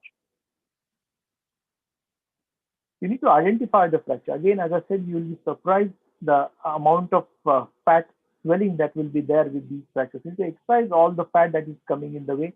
And once again, there will be more comminution as compared to what you see on the X-ray and MRI. So you need to make sure that you debride everything, you identify the fracture, and lastly, make sure you are able to reduce the fracture. So here I'm trying to push the fracture down with the shaver blade itself, and just making sure that I'm able to push it down nicely. So if you are able to reduce it properly, it's a major sigh of relief on your part. So this is a fracture which is reducible, and that's after the proper washout, as you can see. Next is taking a bite in the ACL. So for those of you who are shoulder surgeons, you have a special gift of using the shoulder instruments of the spectrum. I think I'm a pure simple knee surgeon, so I initially struggled using it. I've tried everything. I've tried using even a a number 20 white will little to pass sutures through, but a suture lasso works really well. And this fragment is unstable, so that ACL stump, that ACL along with its the bony fragment is mobile. So it's like hitting a mobile target, and you will find that quite a few times your the sharp edge of instrument will go and abut against the lateral femoral condyle. So be patient, take your time. The moment you get one bite across, you have something to hold the fragment down. You can pull it forward and take a second bite comfortably. So you can push the fragment down by the suture that you got, and then you can take a second bite nicely. And once you get a good bite through your instrument, you have a good purchase on the ACL, and you can bring it down more or less easily into the area where you want it to be attached. So that's your suture lasso going in. Now, as I said, it always hits the lateral femoral condyle. And if it's not, I think you are going too shallow. You need to take a nice deep bite near the base of the ACL and need to make sure you get a good purchase of the fragment. So that's the suture pass. So now you got a situation where you got two good bites around the ACL base. So now you got a good hold onto the ACL avulsion. This is just followed by shuttling a relay suture or a tape. A suture tape makes life much easier. The reason is that it has good handling properties, and because of the increased surface area, you can get a better purchase onto the ACL. So one suture is passed, and followed by that, a second suture is passed. A simple lasso kind of knot architecture suffices. You don't need to tie any specific knots for this. So a simple lasso such as this works really well. Sorry, a simple cinch such as this works really well, and you can then pull the fragment down really easily. So now you've got two cinch kind of knots onto the ACL base. You stay as close to the fragment as possible. Now you can be really, really clever and drill through the fragment or make two tunnels, one medial and one lateral, and pull the fragment down. I think if you want to be that ambitious, it's a good idea. But generally speaking, as long as you get a good tunnel in the ACL footprint, you can easily pull the fragment down nicely. So that's the guide wire coming into the ACL footprint through the normal tibial jig, followed by a 4.5 millimeter drill. This is followed by just passing another suture to retrieve all the sutures down. Once again, for those of you who are not shoulder surgeons, you will realize that the sutures can pass through each other. Even a double suture can get entangled and twisted around. So it's better you have a cannula to hold everything. And it saved me multiple times. You pass both the sutures through the tibial tunnel, and then either you can tie it over a button or over a bone bridge if you have made two tunnels. But you can pull the fragment down nicely and make sure it reduces perfectly. Don't be averse to using a ski arm if you're not sure, but usually you can see the fracture reducing really nicely. So from there, you can come here. So you can get a really good reduction and good tension in the ACL to confirm that you've got your fracture reduction nicely. You can tie it on a button like this. Now this, on the left-hand side, you can see this tibial avulsion fracture in a child. And this was a slightly bigger fragment. And this was reduced by by this suture pull-out technique, but I've reinforced that with internal bracing. I'll talk about that in a second. So there are multiple other options available. If you look on the AO website, they have recommended putting two small screws. People are using stainless steel wires, but I think that's not a good idea to pass a SS wire across the fascial plate in a young child. You can use a reverse screw. That seems quite attractive. I haven't tried this, but I think I should try it once. But you need to be perfect in terms of the area of threads on the screw. You can tie it over a bony bridge, as I said, or you can use the staple such as this. So both of these are a good ways of fixing a fracture. A screw is the best compression device, in my opinion, for fixing these fractures. But in pediatric population, you need to put screws which do not cause the fascial plate. So that's a bit tricky, and you need to make sure you don't cause growth arrest problems. So there are a lot of complications of untreated ACL avulsion fracture with extension block and residual fixation deformity, which does not correct by excising the fragment. It may need a posteromedial formal release to get them straight again. Most of these patients will have slight enter instability as compared to the opposite side, but it's usually asymptomatic. I think it's due to the Young's modulus being crossed for the ACL, and it generally, since it's asymptomatic, I don't think anything needs to be done. But this is where the role of internal bracing might be viable. Internal bracing is where you're reinforcing the fracture fixation by passing a tape, a fiber tape or a suture tape or whatever kind of tape, and fixing it both proximally and distally on the femur and tibia. So that tape will hold the tension till the time the fracture heals. So that's the concept of internal bracing. That's something which I've done a few times and have had good results. We don't need to immobilize the knee. We can start early range of motion, but if you put in a plaster, you're going to have a significant problem of arthrofibrosis. Growth disturbances are a key thing we need to look at in children, and it's better not to cross the physis at an oblique angle. Use smooth drills rather than using proper drills, and make sure you don't have a large tunnel in the physis. So I think these are the key things I would think of when I'm fixing an ACL avulsion fracture. Hope that made sense. Thank you. Thank you very much, Bhushan, for discussing ACL avulsion fractures in detail. And just a very quick question, which I have for you, is that when we look at all these ACL injuries, and when you want to treat them arthroscopically or open, what is really the essential difference that sort of tends you towards leaning towards arthroscopy? And in arthroscopy, what is the decision point in which you feel that I should fix this with a screw or I should fix it with a pull-out suture? So if you have a large fragment, I think a screw fixation works the best. A bicortical compression can generate so much of force across the fracture that it tends to heal very fast. So a large fragment would veer me off to a screw fixation. A comminuted fracture, I think it's always better to fix it arthroscopically with a pull-out suture, as we discussed just now. If the patient has a patella baha, then it's quite difficult to get a screw trajectory right. And in such scenario, I think I would go more towards arthroscopy, even if I have a large fragment. Arthroscopic screw fixation is slightly tricky because it always comes in the way, and you end up putting the screw in a very shallow position. You have to exiting very high up on the tibia posteriorly. So I'm slightly skeptical about being perpendicular to the fracture line. So you're not perpendicular. So I think it's all of these factors play a role in deciding what you want to do. Thank you. Thank you so much. We'll move on to the next session now, in which we have two very interesting takes on back to the basics. So this, we've discussed a lot about advanced orthopedics, and we've discussed a lot about your techniques. It's always useful to visit the basics for sure.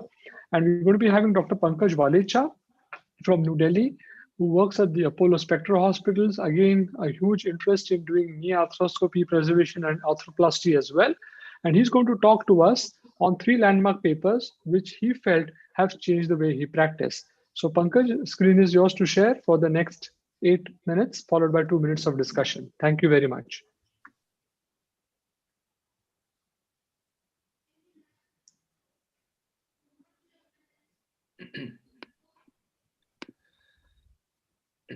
Good evening.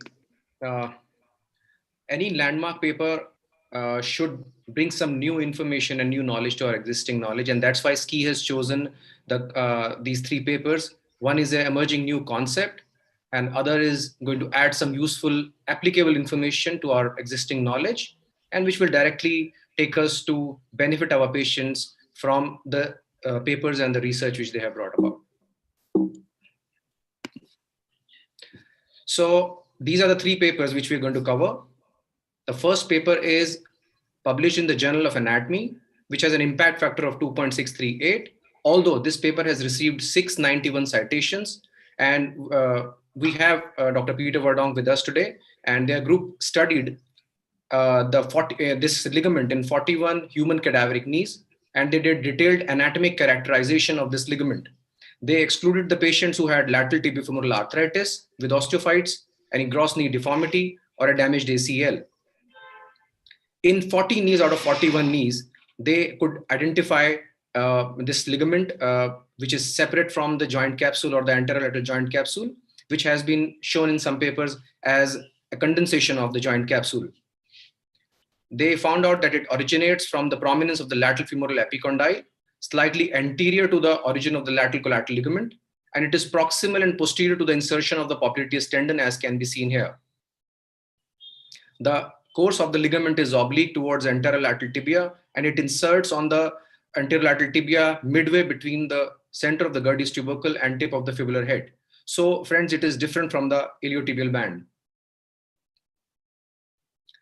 ALL and lateral meniscus, they envelop the lateral inferior genicular artery and vein at the level of the joint. And they also give meniscofemoral and meniscotibial attachments at the level of the joint. On quantitative analysis, they found that the ALL is longer in flexion as compared to extension, and the width of attachment of ALL on the tibial side is more than the femoral side. The average distance, which is important when we are reconstructing it, between the proximal cartilage edge of lateral tibia and ALL insertion is approximately 6.5 millimeters. And the center of the tibial ALL insertion on an average is located approximately 21.6 millimeters posterior to the center of the Gerdy's tubercle, or 23.2 millimeters anterior to the tip of the fibular head. So they concluded that ALL is a distinct ligamentous structure, which is not a part of ITB or not a deep layer of ITB, and ALL can be regarded as a lateral counterpart of deep MCL. And they propose that both LCL and ALL being part of the layer 3, they should be termed as lateral collateral ligamentous complex. They also hypothesized that ALL functions as the stabilizer for the internal rotation and has an important role to play while dealing with the rotatory knee instability patterns, which is witnessed in many ACL deficient knees. That brings me to the second paper, which is a meta-analysis published in AJSM with an impact factor of 6.057. This paper so far has received 835 citations and was published in 2003. As we know that ACL reconstruction graft tissue is a matter of debate, and so they compared the results of patellar tendon and hamstring graft for ACL reconstructions. They picked up Medline research articles starting from January 1966 to May 2000 with a minimum follow-up of 2 years. They finally could add 21 studies in the PT group and 13 studies in the HS group. And the inclusion criteria was adult patient with minimum 2 year of follow-up. They excluded any open ACL reconstruction procedure or any augmentation procedure or surgery on the patient with open physis. It was a comprehensive review. They studied the demographic data, the surgical protocols for femoral and tibial fixation methods, and rehabilitation protocols as in weight-bearing status, post-op immobilization, and use of CPM. They objectively and subjectively studied the outcome measurements, which was total graft failure, the values of KT 1000 arthrometer, inside-to-side differences in laxity, pivot shift exams, loss of motion after the surgery, patient satisfaction, and return to the previous level of sports. They also studied the complications, as we know that both the graft groups have different sets of complications.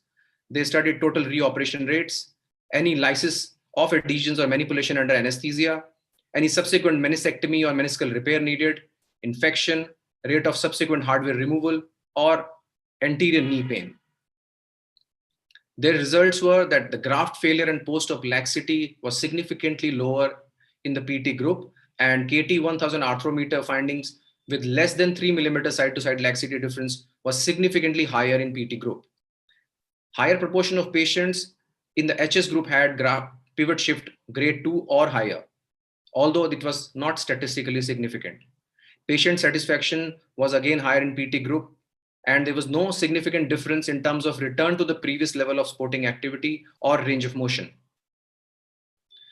They also concluded that patients who have undergone a patellar tendon graft reconstruction, they have higher chances of manipulation under anesthesia, and it was found to be statistically significant.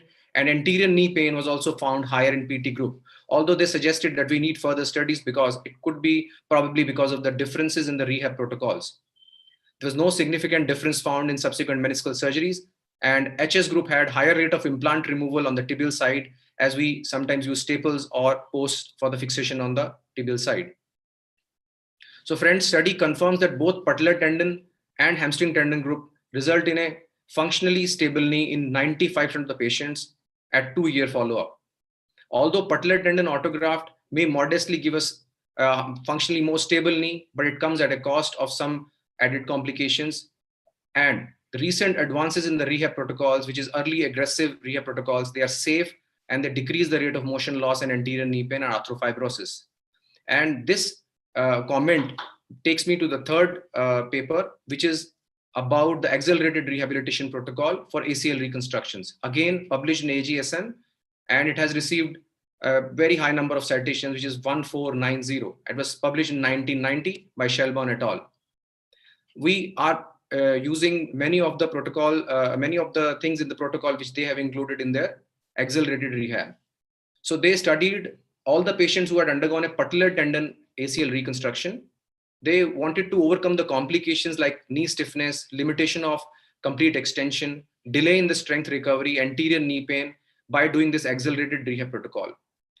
Before 1985, they were using a rehab protocol, which was changed after 1985. So they made two groups, one of 138 patients, which was between 1984 to 85, and group 2 with 247 patients, which was between 1986 and 87.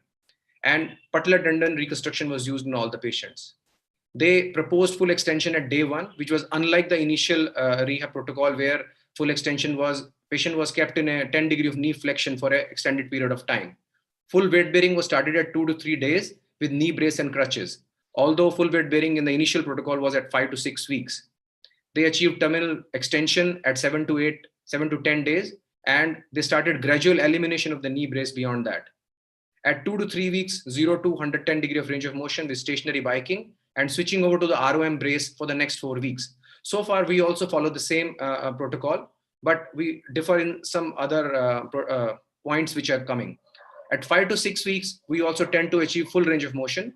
They did isokinetic evaluation at this stage, and if their patient had 70% of strength as compared to the normal side, they started lateral shuffles, light jogging, and swimming. While we do not start this at 5 to 6 weeks, we keep our patients at least till 10 weeks before we allow these movements. They discontinued the brace, which we also do, but they also start the sporting activity preparation. At 10 weeks, they achieved full range of motion. They assessed isokinetically. They did the KT1000 assessment again, and sports-specific exercises were started. At 16 weeks, the intensity was increased.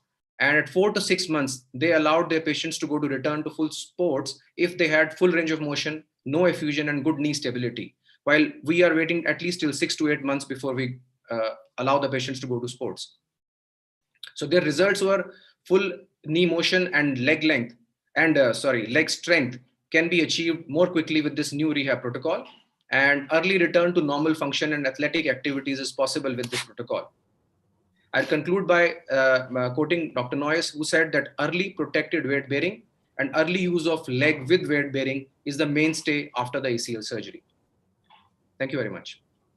Thank you, Pankaj, for importantly highlighting all these 3 very important papers, which I would agree with you as well as being one of the 3 most landmark papers which have influenced us. One quick question before I move on to Mukesh's 3 main important papers. You spoke in the 3rd paper about doing isokinetic strengthening. So most of us would not have access to isokinetic strength testing. So what would you advise for all of us to use in lieu of the same so that we can try and enumerate and evaluate the same amount of results? So I also do not have access to this Cybex dynamometer, which they were referring to. So I tend to keep my patients for extended period of time on a rehab and then probably see them at 10 weeks if to allow them to do some lateral shuffles or things like that. What's your view on it, sir? Thank you. Thank you so much, Pankaj, for your talk. We'll now move on to the next 3 papers, which are again important to us. And I will request Dr. Mukesh Ladda from Nagpur to share his screen and present the same. Thank you so much, Mukesh. Thank you, Dr. Sachin Tapaswi sir. So papers that changed my ACL surgery practice. So this is more about surgical innovations and surgical interventions which will help you to get better outcome in surgeries. We all know arthroscopic ACL surgery is one of the most commonly performed surgeries, and the numbers are increasing every year in each and every corner of the world.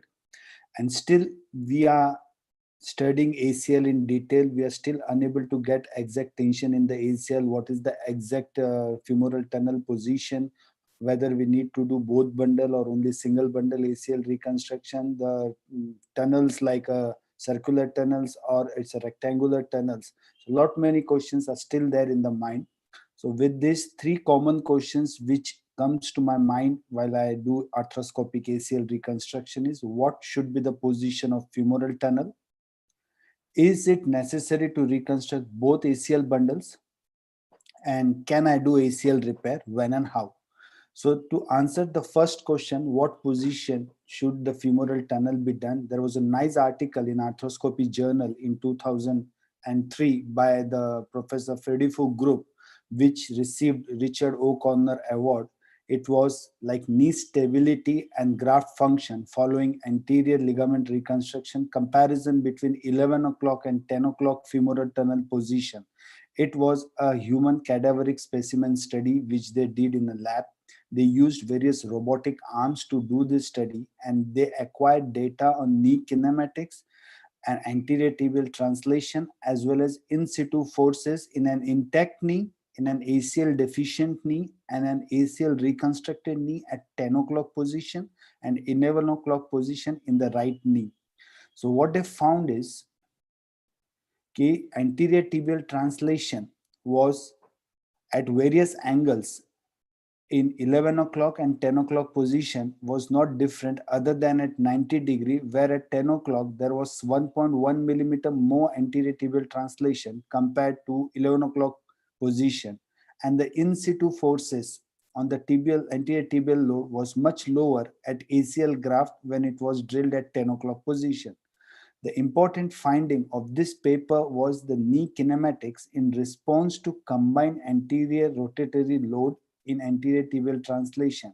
So at 10 o'clock position, the anterior tibial translation or combined rotatory load was same compared to intact knee, and it was much lower, means anterior tibial translation was much lower compared to 11 o'clock position, and the in situ forces in combined rotary load were much higher at 10 o'clock position. So in conclusion, they found that both femoral tunnel position to be effective in stabilizing the knee under anterior tibial load. However, when the knee was subjected to combined rotatory load, the 10 o'clock tunnel position was much better than 11 o'clock position in the right knee. But both the tunnels could not completely restore the knee kinematics and the in situ forces of the intact knee, and that gave birth to double bundle ACL reconstruction with the aim that we will restore the normal knee kinematics, the ACL function will be more stabilized, and we will have near normal anatomy of ACL with double bundle. But was it really true? Is it necessary to reconstruct both the bundles? So a nice article in Acta Orthopedica in 2019 by Chinese group of surgeons, including Professor Dong, they did long-term results after, they did a meta-analysis of randomized controlled trials searching for long-term results after double and single bundle ACL reconstruction. Does it make any difference? So they have this following selection criteria. Design, all the studies were level 1 and level 2 studies. They included adult and adolescent population. It was arthroscopic ACL ligament reconstruction, single bundle versus double bundle, and the outcome was studied using IKDC score, Lechalom score, pivot shift score, side-to-side difference, and the osteoarthritic changes seen after both single and double bundle ACL reconstruction, and they had a minimum follow-up up to 5 years. So out of the database, out of 210 records from the database, only 5 studies fulfilled this inclusion criteria, which were included in this meta-analysis. So these are the demographic characteristics of the studies include. It's from Italy, from Sweden, Turkey, Finland. all level 1 and only one study which was level 2. They have a good number, sample size of almost around 40 patients in all the studies in single and double bundle. The follow-up was minimum 5 years to maximum 10 years, and they have done the functional outscore studies as well. So the measurement outcome was whether you do single bundle or double bundle, there was no difference, significant difference found in leisure lamp score, side-to-side stability, IKDC score, and pivot shift. And more importantly, the osteoarthritic changes were also not statistically significant, minimum 5 years follow-up to a maximum 10 years follow-up in one study between single bundle and double bundle ACL reconstruction. Hence, given that double bundle could not yield any better performance than single bundle technique for ACL reconstruction. So relatively simple and proven single bundle ACL reconstruction may be preferable for many of the orthoscopic surgeons because double bundle has its own double problem. So last, can I do ACL repair? When and how? Is it a new concept? No, even in early 1960s, Professor Campbell and Robson, they did ACL repair, but that failed in midterm results because at that era, understanding of ACL ligament was not much. We don't have a good diagnostic modalities like MRI, what we have today. Associated injury patterns were not taken into consideration. And hence, again, the importance of ACL repair came in spite of having good results of ACL reconstruction, but still we don't have objective outcome and return to sports data of the arthroscopic ACL reconstruction. So can I do ACL preservation surgery or ACL repair? A nice article in Arthroscopy Journal in 2015 by Professor Dilfels. They have done arthroscopic ACL repair in 11 patients from the age group of 17 to 57 years, mostly all males, and sports injury. Other associated injuries were MCL and medial meniscus, but MCL injuries were conservatively managed in all these patients. So with the Sherman classifying the ACL tears, that is proximal avulsion, type 2 is 20% attached to femoral side, type 3 is 33% attached to femoral side, and type 4 is a mid-substance tear. So ACL reconstruction can be allowed only in type 1, which is a proximal avulsion. And this can very well picked up with the advent of new, very high quality 3 Tesla, 7 Tesla MRI machines, which are available in our cities as well as in India everywhere. So the arthroscopic technique is standard anteromedial anterolateral portal. You probe and see that it's a type 1 proximal avulsion fracture. The tissue quality should be good. I mean to say the stump should be wide. There should be a minimum interstitial tears in the ACL stump, and the ACL stump should hold the sutures very well, taking the bite from distal to proximal separately into anteromedial and posterolateral bundles and fixing them with the suture anchors which we use in our shoulder surgeries separately for anteromedial and posterolateral bundles. So what they found at minimum follow-up 2 years up to almost 3 years, they found that the leisure lamp score, modified Cincinnati score, Tagner score, and subjective scores were statistically very significant and very stable knee. And the anterior tibial translation was maximum 2.5 millimeter, except in one patient, which was totally non-compliant patient, where they had a 6 mm anterior tibial translation. So preservation of native ACL in a very selected group of patients gives excellent knee stability and can be used only in patients with proximal avulsion tear and excellent tissue quality. So again, the answer to my 3 questions, which have really changed my practice, I think, what should be the position of femoral tunnel? For single bundle, 10 o'clock position in right knee and 1 o'clock in left knee is an ideal for anatomical single bundle ACL reconstruction. Is it necessary to reconstruct both bundles? No, because single bundle restores same knee stability in kinematics as the double bundle, but we don't have double trouble as double bundle gives. And can I do ACL repair? Yes, you can do ACL repair in proximal avulsion type and excellent tissue quality using suture anchor technique. Thank you. Thank you, Mukesh. I think nice papers, really exciting, and the message is completely crystal clear. One quick question which I have essentially is that when you're doing an ACL repair, besides the location of the tear, how much importance will you give to the quality of the ACL tissue? That is one. Timing of the injury from the time, and third, the demand of the patient, whether what sort of sport he wants to do. Would that influence your decision to do an ACL repair, or it will only be morphological location that will sort of guide you as to whether you will repair this or not?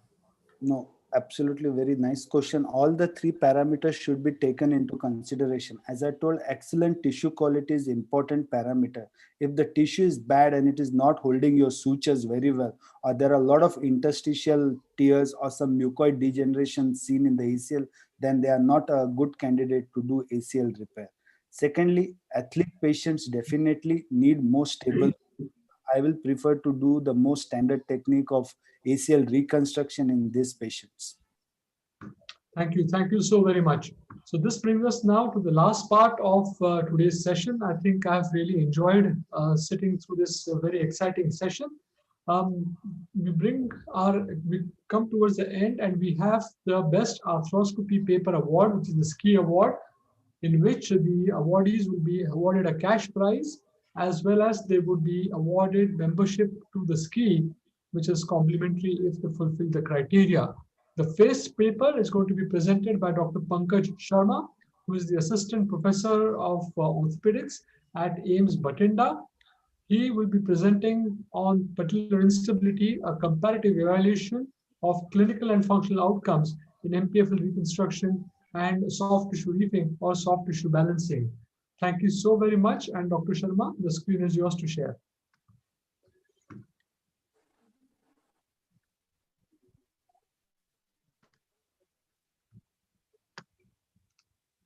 Audible? Absolutely. Thank you so much. Good evening, all the panelists and my senior colleague and my colleagues. Today I am presenting my paper, Patellar Instability, a comparative evaluation of clinical and functional outcomes in MPFL reconstruction and soft tissue reefing or soft tissue balancing. As you all know, patellar instability is a multifactorial condition which affect mostly teens and younger people with significant physical and psychosocial disability. And incidence is not much, but 78 in 1 lakh or 50 to 40% recur after the conservative treatment as in traditional method. Over 100 surgical procedures have been described, but nonetheless the gold standard described till date. Traditionally, surgical has centered on middle reefing, lateral release, rocks gold with a procedure, and tibial tubercle transfer work additional procedure, along with other procedures. These all procedures acknowledge to reduce recurrent dislocation rates, but precipitate anterior knee pain in case of trochlear dysplasia. As we know, surgical intervention defined only after conservative treatment failed or thus recurrent dislocation. The gold standard treatment for patellar instability nowadays, but two broad category or two broad techniques for restoring patellar tracking we know, like traditional method, mostly middle reefing and balancing, and nowadays it's very common done. MPFL reconstruction. As we concern, MPFL act as a primary restraint of the excessive lateration of patella, or it is affected in 60 to 80% of patellar instability cases. Then a little bit about middle reefing method. It's technically easier and potentially reduced operative time and surgical morbidity. But there are good outcomes in past reported with this technique, but it has been said that middleized patella in non-anatomical position restoration and one of the most common cause of anterior knee pain or mal-tracking patella. The aims and objective study was to compare the clinical functional outcome of surgical procedure, including MPFL reconstruction and middle soft tissue reefing or balancing in patient treated for recurrent patellar instability. We included the patient in a thoracic care center with the sports injury center also, with 55 symptomatic patients with history of lateral patellar subluxation or dislocation. In group 1, we included 30 cases which underwent MPFL reconstruction. On group 2, which is actually retrospective patients, and we retrieved the data from the medical record, which was undergone soft tissue reefing or balancing in 25 cases. We excluded multiple ligament knee injury additional in other than the patellar instability or previous knee, bony or ligament surgery in the patient. Their Q angle more than 20 degrees, severe trochlear dysplasia or TTTG angle, distance more than 20 mm, patellar altar bar, malalignment or injured knee, contralateral or ipsilateral.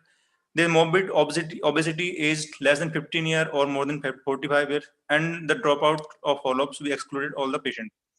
The parameters and variables we documented with thorough history and clinical examination, with we main focus on the knee examination with range of movement, Beaton hypermobility score, Kujala patellofemoral disorder score, patellar tracking, apprehension test, and Boston medius oblique status with additional secondary Lisolom score. We assess the preoperative clinical parameter.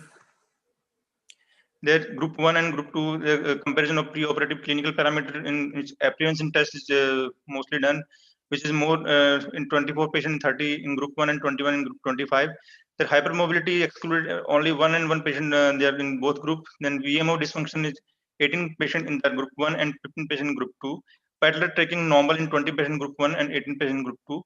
And range of movement is 132.3 and 137.1 in group 1 and 2 respectively, with abnormal rotation in femur and tibial site is 7 and 6 in group, which are mostly comparable in both the groups, and there's data is comparable for the treatment. Then preoperative radiological parameter included by X-ray and CT scan on some patient, MRI also. The patellar height, patellar tilt or TTTG distance or patellar trochlear dysplasia and trochlear boss and limb malalignment. There's all the data are comparable in both the groups. So the data is the patient, both group are comparable for the intervention and the study. Then we did the biostatistical analysis by the descriptive data analyzed by the mean and standard deviation values with Mann-Whitney test for the comparison. Then categorical data like positive apprehension test, VMO status, patellar tracking, abnormal rotation, and trochlear dysplasia using chi-square test. The p-value of less than 0.05 is significant. Then follow-up we did anterior, we evaluate the anterior knee pain, knee laxity, recurrence, knee range of movement, knee Kujala patellar score, patellar tracking, Lisolom score, and complications. The results, the patients, the mean age are comparable in both the group with 21.2 and 22.1 age. Then the male and female ratio is comparable in mostly the female are affected in both the group in 18 patient in group 1 and 14 patient in group 2. The mean follow-up the patient more than 2 years in the both the group, 26 months in first group or 24.4 months in second group. The pre-op Kujala score was 60.9 plus minus 15.2 standard deviation with 59.6 and 16.8 in both in group 1 and 2. And the post-op, the difference of the post-op, I will discuss it later on. Then post-op range of motion is a significant improvement, 37.9 and 140 degree in the group 2. These all are the comparable and there is no difference in the statistics difference in the outcomes. Then functional outcomes we evaluate by the Kujala score and Lisolom score with range of movement. The symptom duration of the patient at present over the clinics 91.7 months in first group and 105.15 months in group 2, which is non-significant statistically. Kujala score improved in both groups by in group 1 26.1 point and group 2 25.2, which is not significant by comparison. So, and the Lisolom score is also improved significantly in both the group. And there is no inter-groups difference of the patient. The complication we observed that group 1 and group 2, anterior knee pain is the more common in the group 2, around 6 patients in the 25 cohort, and group 1 is only 2 patients. Instability of patella with mild to moderate instability in patient 3 patients in group 2 and 2 patients in group 1. And patellofemoral clicking and capitis in field felt in 2 patients in group 2 and 1 patient in group 1. The maltracking patella significant difference in group 2 is 6 patients and group 1 2 patients.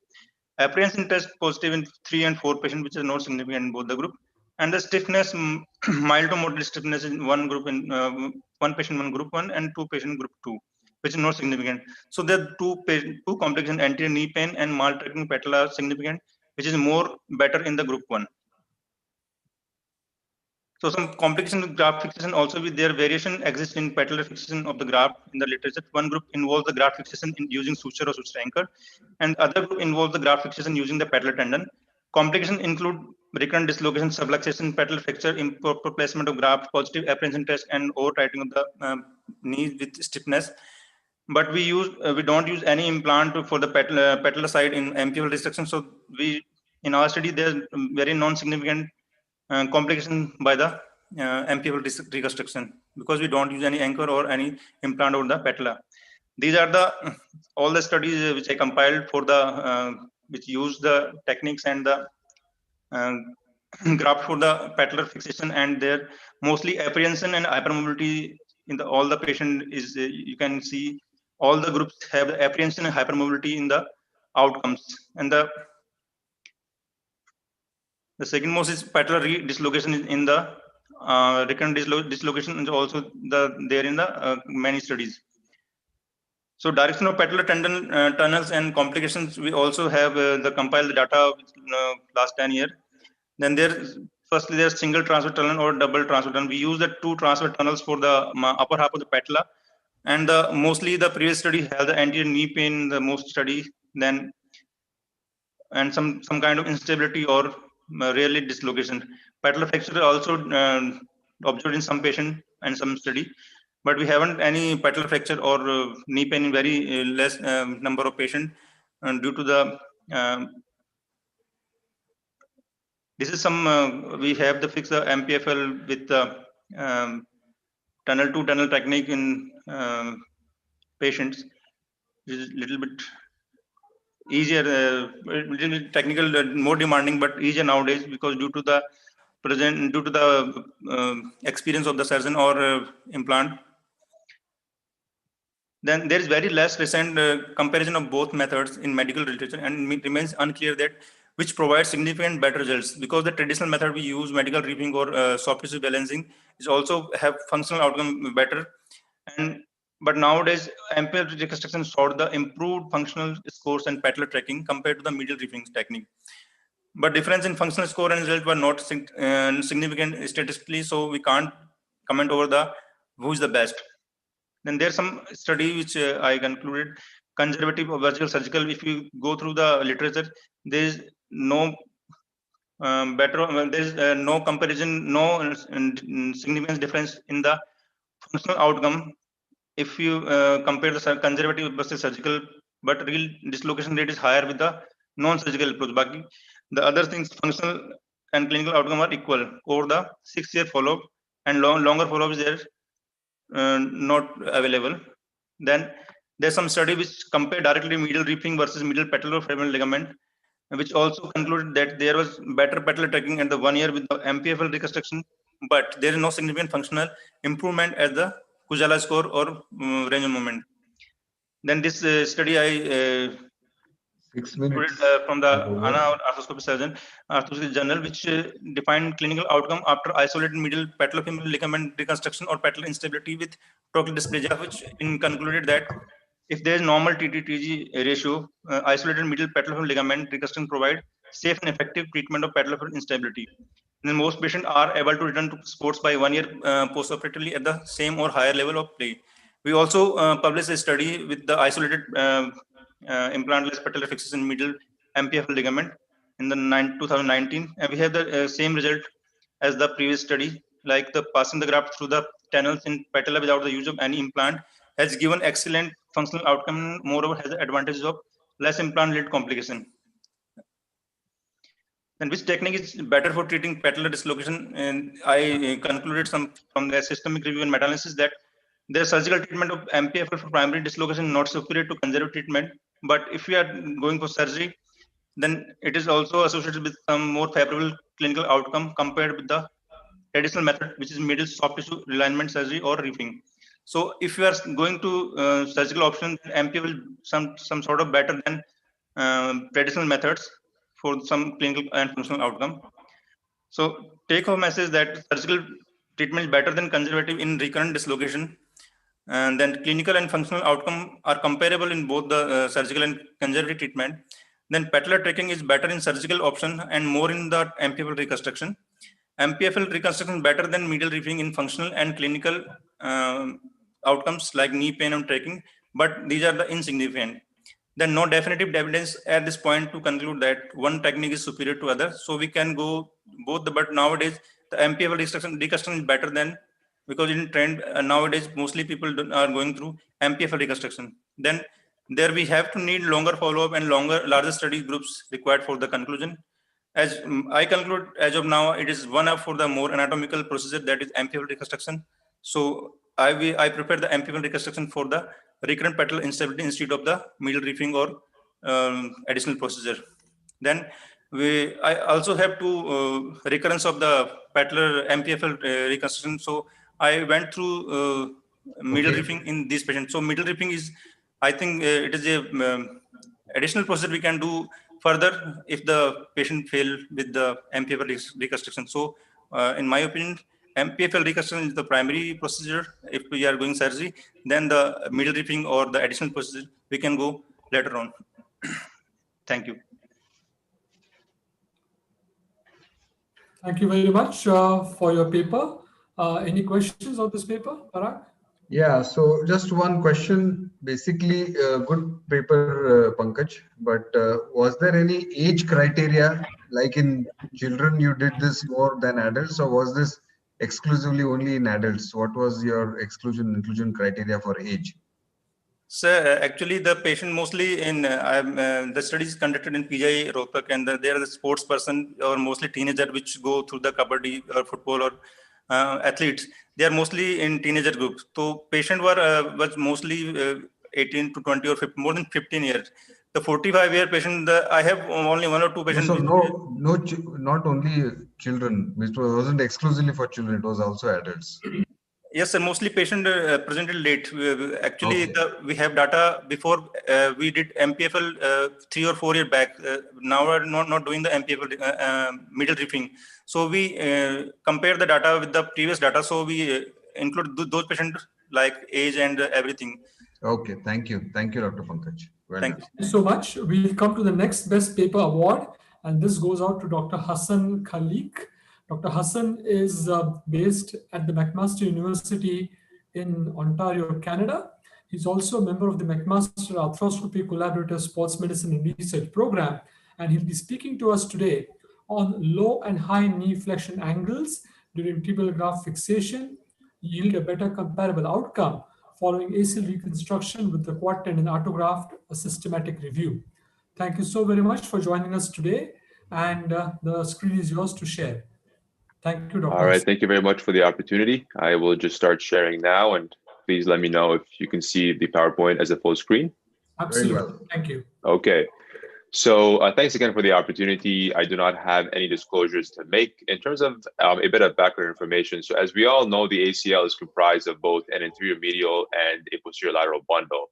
And these bundles do play a complementary role when stabilizing the knee across various flexion angles. And so on the right here is actually a study out of the late 1990s that shows how the posterior lateral bundle actually experiences higher in situ forces at lower flexion angles, and then the anterior medial bundle starts to experience higher in situ forces at higher flexion angles. And so the effect of knee flexion angle during tibial graft fixation has been debated over the last 30 years and has become a recent topic now. And so there are two primary approaches to fixing the graft to the tibia. And so the first of which is fixation at full extension, and the second school of thought is to fix it at 30 degrees of flexion.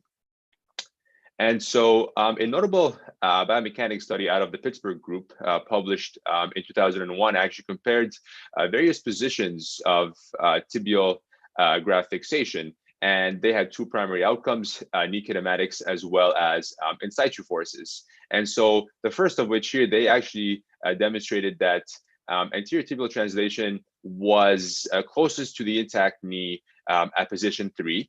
And they also demonstrated that the in situ forces were closest to the intact knee, also in position 3. So the key takeaway based on this biomechanics study was that position 3 is the ideal fixation position. And so that is 30 degrees of flexion with a posterior tibial load.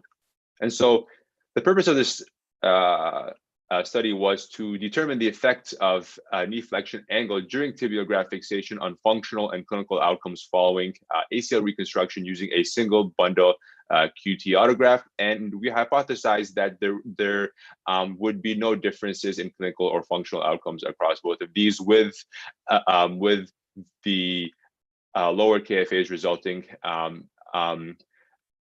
in lower rates of a loss of extension. And so briefly, in terms of methods, we ended up going to several databases, and the inclusion criteria was primary ACL, was basically primary ACL reconstruction. We actually started from 2000 onwards to capture the most recent data. Single bundle QT, the studies had to include the surgical technique for the knee flexion angle, and these studies had to report on their clinical or functional outcomes. And so some key definitions here, we ended up dividing the studies into both low and high knee flexion angle groups. And so the LKFA group was less than 30 degrees, and the HKFA group was at 30 degrees. And we did a qualitative analysis due to the high heterogeneity of the studies. And so in terms of included studies, there were a total of 20 included studies, and the age across both groups was the same. In terms of functional outcomes, so we found that both LKFA and HKFA groups resulted in significantly improved post-operative functional outcomes. So here we have the IKDC subjective scores, the Lisholm score, as well as the Tegnor score. And we see that in both groups, studies reported significant improvement. And then when we actually just compared all the post-operative outcomes, we also found from a qualitative perspective that they did not vary. In terms of objective outcomes, similarly, we found that both LKFA and HKFA groups resulted in significantly improved post-operative objective of clinical outcomes. And this included the anterior drawer test, the Lockman, the pivot shift, and the AP side-to-side difference. And then similarly, when we only compared all the post-operative, we found that they were also the same. And this is the AP side-to-side difference, but this applied to the Lockman as well as to the pivot shift as well. In terms of various range of motion outcomes, we found that extension deficit as well as flexion deficit was comparable, but we also do acknowledge that there was only one study reporting each of these in the HKFA group. And in terms of patients being able to be back at their pre-injury activity levels, they were also comparable. In terms of all-cause graft failure, we ended up dividing the results into graft failure or graft rupture, or in some cases where it was unclear, just unclear. And for the sake of time, essentially, the overall rates for the LKFA group was from 1.4 to 8.7%. And for the HKFA group, it was 0 to 10.7%. And so in terms of the key findings of this study, we did find comparable clinical and functional outcomes across both the LKFA and the HKFA groups. We also found similar rates of extension and flexion deficits, as well as comparable rates of patients being able to return to their pre-injury levels, as well as comparable rates of all-cause graft failures. I know it's 6 minutes, so just briefly, the evidence is conflicting, and I just highlighted several studies here over the last 5 to 10 years that are all highlighting these different ideal flexion angles when fixing the ACL graft to the tibia. So this is an ongoing field of study, and we do recommend that higher quality studies are conducted to examine this. In terms of the limitations, briefly, we do acknowledge that there were several surgical techniques used in this. And we did check the literature and found that the majority of these variances should not have affected the outcomes. And we did a subgroup analysis specifically to compare transtibial versus anatomic reconstruction technique for the LKFA group and found no difference there. The method of measuring the KFA wasn't always reported. And as mentioned earlier, this was primarily of non-comparative evidence. So I want to thank Skicon 2020, as well as my co-authors, as well as Max Sports for the opportunity. Thank you.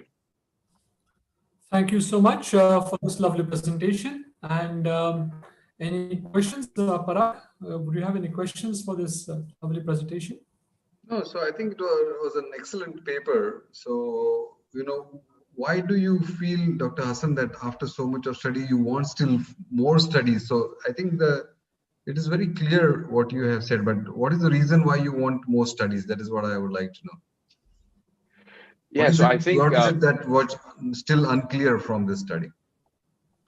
Yeah, I think so a lot of the evidence currently is from a biomechanical standpoint.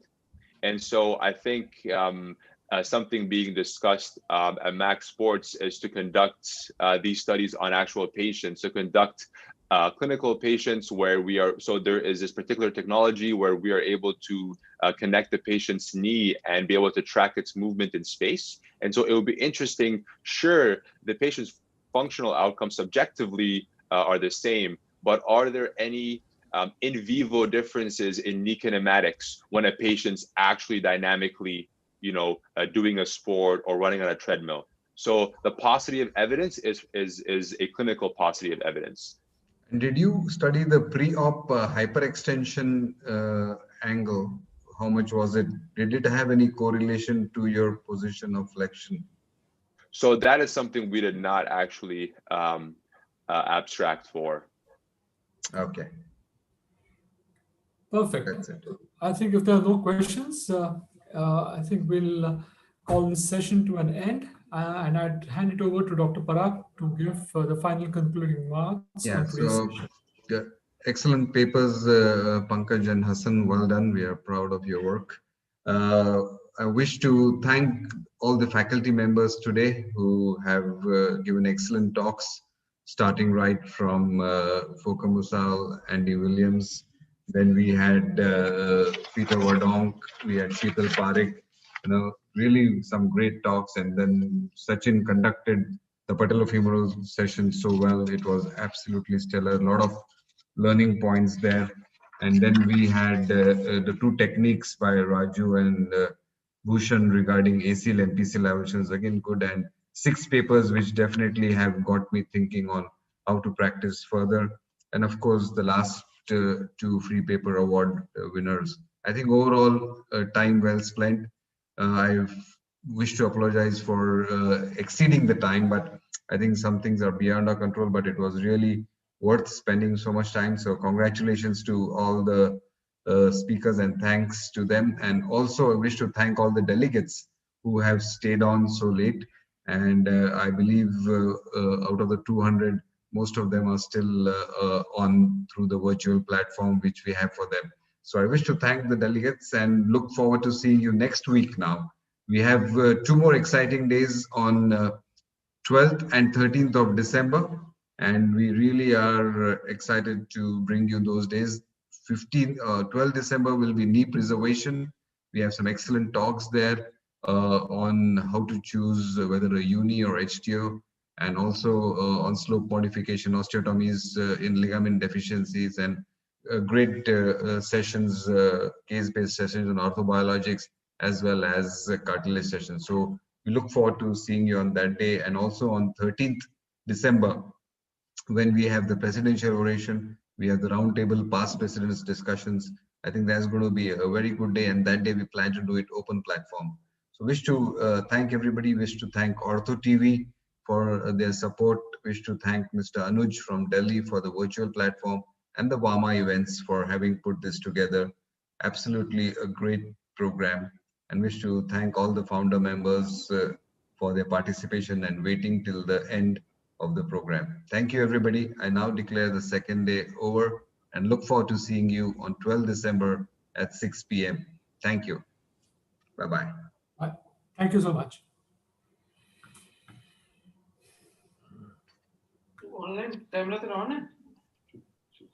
Just a minute, we are still live.